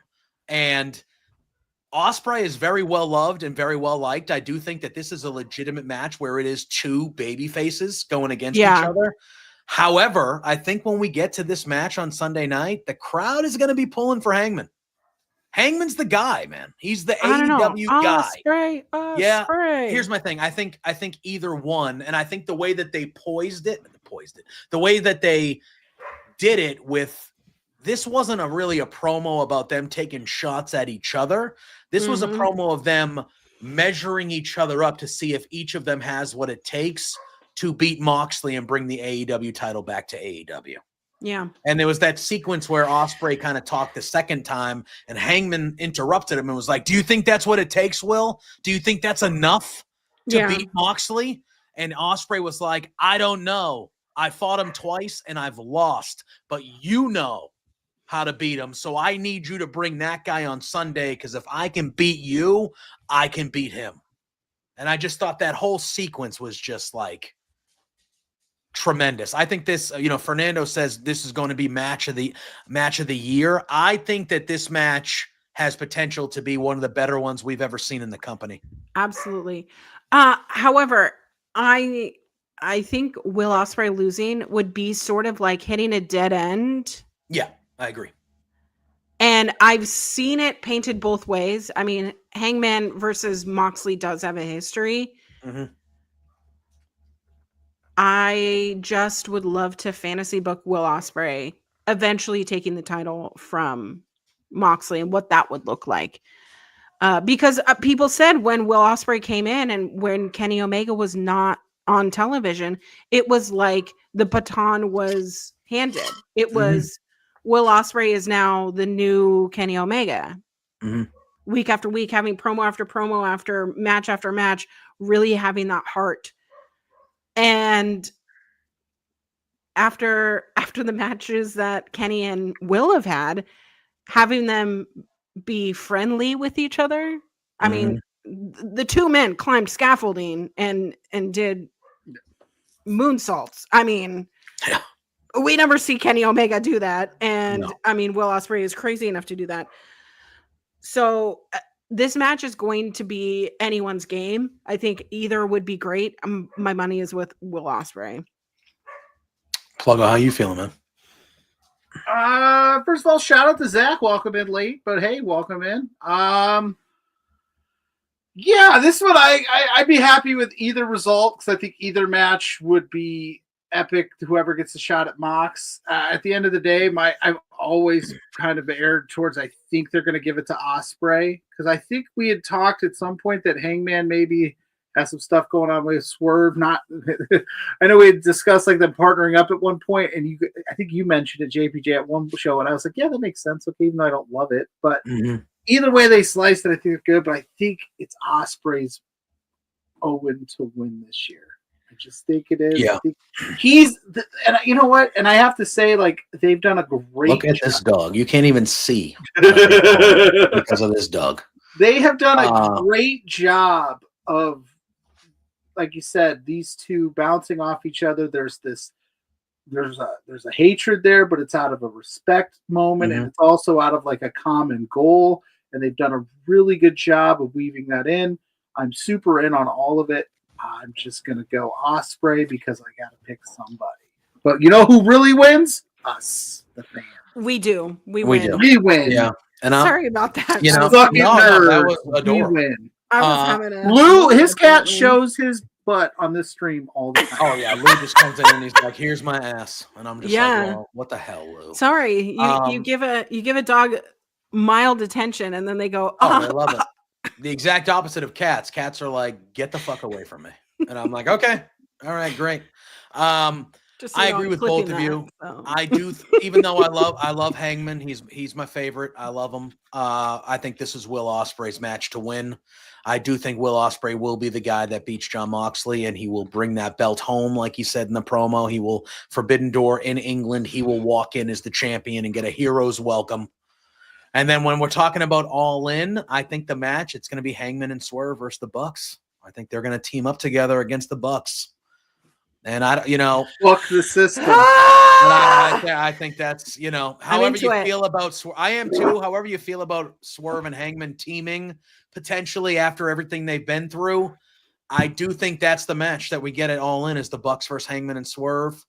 And to me, even though I would love Hangman to be the guy that wins the world title, the next time, to me, I'm sorry, the next time that Hangman wins a world title, I feel like it should be, there's only one guy who should be fighting for the title, and it's Swerve. Swerve, yeah. Swerve, man. If you would have had Swerve go over Moxley, a couple months ago. Let's not talk about that, please. Yeah, I would have believed it. But I told you. I was on this. I was like, he's gonna do it at least one more time. Yeah. Everybody's like, Swerve's the Dynasty guy. I said, it's not happening. Unfortunately, it did not happen. Yeah. So I think it's Ospreay. I think they've been building to Ospreay getting to this moment for a year now. And I think it's going to culminate it all in. I think that's what's going to happen. So I think it's Ospreay. Ospreay. I have to commend you on the actual crisp clearness of these promos, the graphics, right? The graphics. the only one. Yeah, there was one or two that were wonky. The only one that was kind of blurry was the Anarchy one. That one was kind of blurry, but the rest of them, that one's kind of blurry too. There's a key to success. When you go on Google, don't save the initial. You have to actually click on it and then save it, because I don't know. That's just how I know. But I don't know what you did. Shout out to full listening. I loved it. Absolutely. Crispy, clear. Love it. Crispy tendies. What? Like Dominic. Crispy tendies. Like Roxanne Perez trying to get him, Roxanne Perez. Listen, if my man was accepting Dominic Mysterio is going to go down as an all-time game getter. Oh my god, dude. Someone tried to convince me. They were like, that has to be Eddie Guerrero's son. Yes. He does look like a young Eddie Guerrero with that mustache. It is ridiculous. However, right. But there was a period of time where Rey Mysterio, remember when he unmasked himself? Go look at his face there. And he looks just like Dom. It's copy paste. Yeah, exact. It's haunting, really. It's like that is dumb. Really is. That is dumb. Also, all those lucha guys, when they unmask and they're the hottest thing ever, what is that about? We should be putting masks on Logan Paul, you know? That'd be great. That'd be great. Don't have to ever look at him. Yeah, I get it.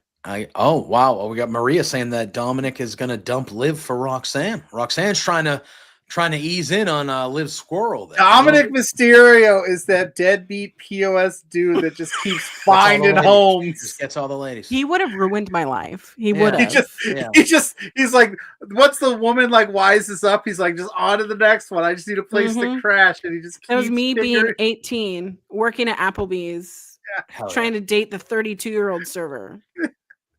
Yeah. We've all been there. We've all had our stories like that. We've all had our stories like that. I mean, that's why Mrs. Plug is with me. She needs a couch. No, I'm just kidding. She bought the couch. What am I talking about? That's fair. She's gonna buy another cat. She's gonna have 5 cats by the end of that. Next week. Gonna have be between 6 cats. My 5 and yours. Hell yeah. I support it. Yep. I'm surprised Lou isn't coming in. Usually Lou pops in here and he's like, what the hell? Don't do it. Oh my goodness. But on that note, I mean, listen, that was a lot of wrestling we just talked about. A loaded weekend. Pick up Palooza. Preview Palooza. It really is. There's so much wrestling going on this weekend. And we had the privilege of having Auntie Collins join us, and we were very excited. We have to make this happen more often. Yes, please. Yes, let's make this happen more often. Auntie is a perfect candidate for Beards After Dark, if we ever get that going. Listen, you invite me to Beards After Dark, I will wear a beard. I will. Wow. Well, all right. We've had guests paint on a beard before. Listen, I did go to a cosmetology school, so. Oh. Ooh, really? Yeah, I'm a beauty school dropout. Okay, that's fine. Hey, look at that Applebee's waiter must have really did a number on you.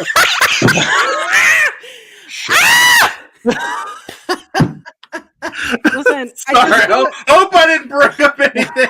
Listen, I'm like what, a cat with 9 lives, except I've had like every job known to man. Fair, because I've had friends like that have like worked just boom, boom, boom, boom. Like they did everywhere. Bonkers, Target, Microsoft, all the places. Yeah, Starbucks. Yeah. I used to be a Starbucks person. So. Yeah, former partner to Hell be a partner. That's what we called each other, partners, because we're better than everybody. Yeah, I was one of those. And then I was like, I gotta blow this joint. Get the fuck out of here. But yeah. Go ahead. Yeah. You're in Washington, right? Are you in Seattle? I am about 25 minutes outside of Seattle. Okay, because Seattle obviously is the birthplace of the Sun. Yes. And the Starbucks. So it's the headquarters is more towards the stadiums, which is like South Seattle, right? So anytime people are like, "Oh, do you see?" Because I commute to Seattle every day. People have asked, "Oh, do you see it?" And I'm like, I'm not purposely driving 30 minutes through downtown Seattle to go to the headquarters. Yeah. Because it's also next to like the Amazon headquarters over there. They're like if I ever went to the Starbucks headquarters, I tell Howard Schultz how I feel about him ruining the Sonics. Howard Schultz doesn't even work there anymore. No? Well, he ruined the Seattle Sonics. No, he's the reason Seattle Sonics aren't there anymore. Yeah. But also, if you ever go into the headquarters, literally a couple blocks down is Sean Kemp's I love Sean Kemp. gardening store. Nice. He has his own strain out here. He has I need to see pictures of that if you're ever by it. So I got to see what you drive by it and you smell it. Well, I'm just saying, like, what the vibe would be. He's from my neck of the woods. He went to high school out here in Elkhart, Indiana. Gary Payton, Detlef Schrempf. Oh, Detlef Schrempf is so tall. He is so tall. I have a picture because I played basketball. I have a picture with him. Nice. Really? And yeah, you are 5'11". You should have played basketball. Yeah. 5'11 and a half. Put some respect on that. The post? Did you dominate in the post? I was doing something. I don't know. I played in college. They're like, just go into the net. We'll throw it to you. You big, just put it up. Yeah, I was just big. I just We get rebounds. Pass it out. They're like, go stand under the basket. What are you doing shooting threes? You're 5'11. Yeah, I got the most technical fouls during my senior year. So you got the most technical fouls? Yeah. They call you Rasheed Wallace? Was that your nickname? They're like, Rasheed, get Rasheed out there. No, it was my senior year, and I couldn't even play the last 4 games of the year because I got caught at a party. But I got 17 technical fouls in that season. Wow. Dang, high school basketball season isn't horrifically long. It's only like 20 games or so. Yeah. So I was fouling out. I fouled out of 4 games. Yeah. Wow, you just fucking people up. I love this. Well, here's the thing. They started it. So yeah, listen. You and can't I let ended anybody. it. Yeah. Listen, you gotta assert your dominance. My first technical foul was because I had a bracelet on. That was it. Did you hit somebody with the bracelet, or they were just like, you got a technical foul because you have a bracelet? Yeah, because I had a bracelet on. They said, take it off. And I said, no. Wow, well, you can't do that. And he goes, well, if you say no to the official, I thought it was an option. And then my coach was like, what are you doing? And I was like, I'm sorry. Yeah. And then he was like, she's 5'11". I can't take her out. Damn it. Oh, fuck. She's bigger than everybody. One day I'll show you my 7th grade basketball picture. You're just like a foot taller than everybody else. Yeah, like up to your armpit. I'm as tall as the coach. You look like Yao Ming, basically. How he looked with the rest of his team, because you're just like whole head taller than everyone. That's incredible. Me. That's incredible. All right, well, good. At least we knew that you were the enforcer. They were like, Collins, get out there, fuck some people up. They're beating our asses. All right, cool. I literally would just stand there 7 minutes and people a game and got 6 fouls, and it was like, all right. Well, like people would just run into me thinking that like, oh, this person will move, and I'm just there. You're like, nope. And they bounce off me, and then the ball goes, and then I just pick up ball, throw ball.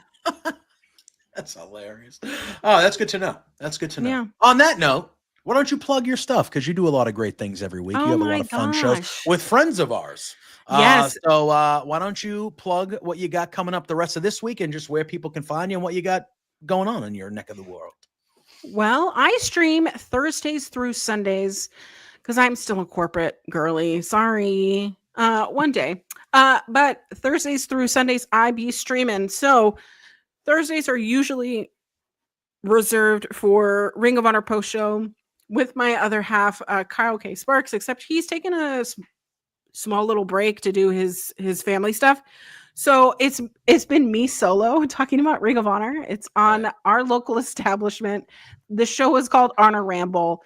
It's a lot of fun. It's a lot of shenanigans, and we mostly talk about not wrestling, which is fantastic on my part.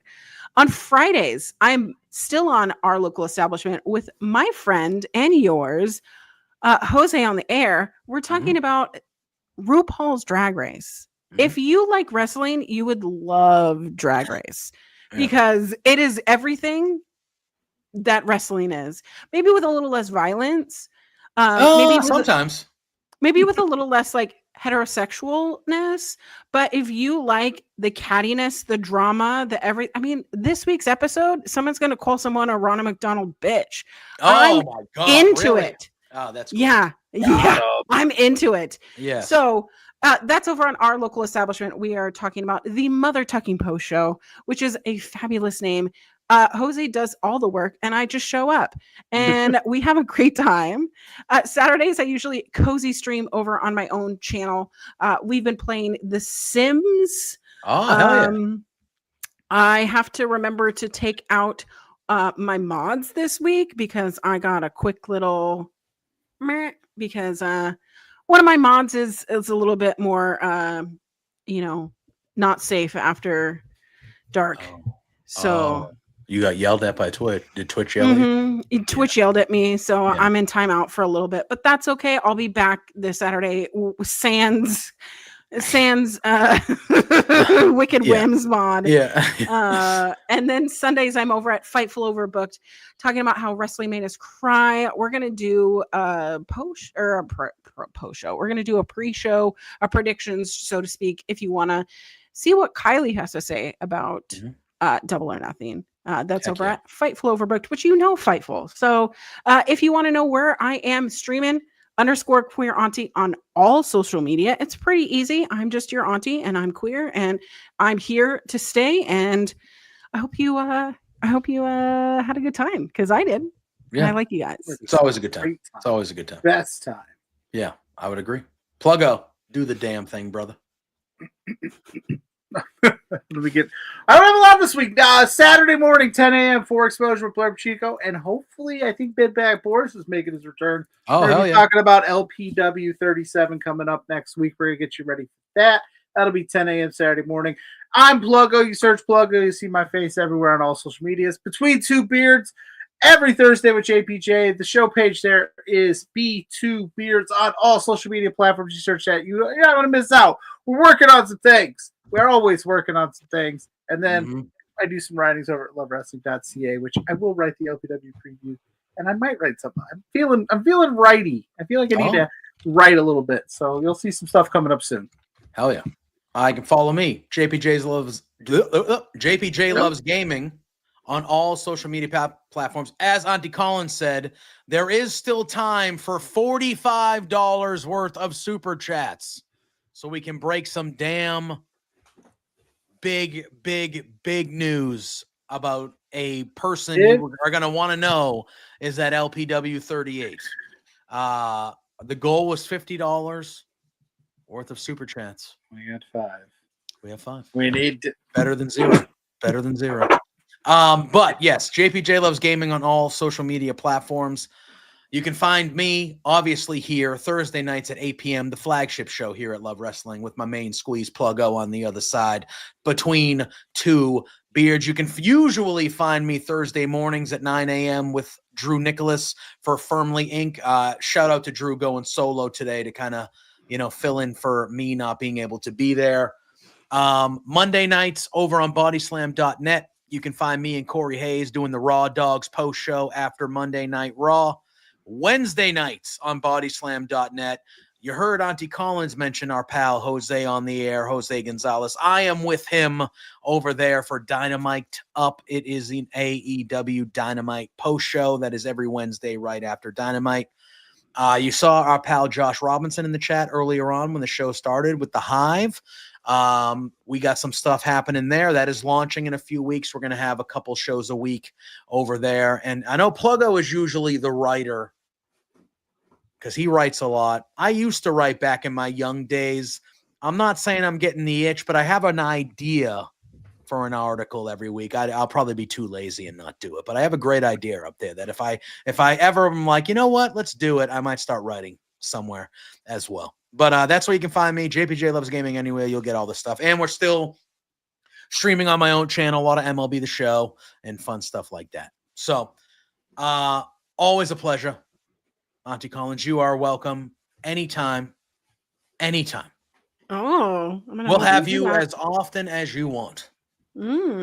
So yes, you let us know, we'll let you know. But yeah, we got to make this something that happens a lot more frequent on our ends of things. But this was a lot of fun, so thank you for taking the time and joining us for what has turned into almost a 3-hour show. That's how long we went tonight. My own podcast, which is on hiatus only because it's also the thing of another thing. It's called Collins on the Rocks. And if y'all want to see that and see me play a drinking game with either of you or both of you, we're in. I would love to do that. Yeah, I would definitely be in for that. We're in. I would definitely just let us know. You let us know. We can plan it out, but I would 1,000% be in for that. I will drink my non-alcoholic beers. That counts. Listen, as long as you know how to play games, I'm down. We're in. Yeah, I'm in. Book it. Book it. Book it.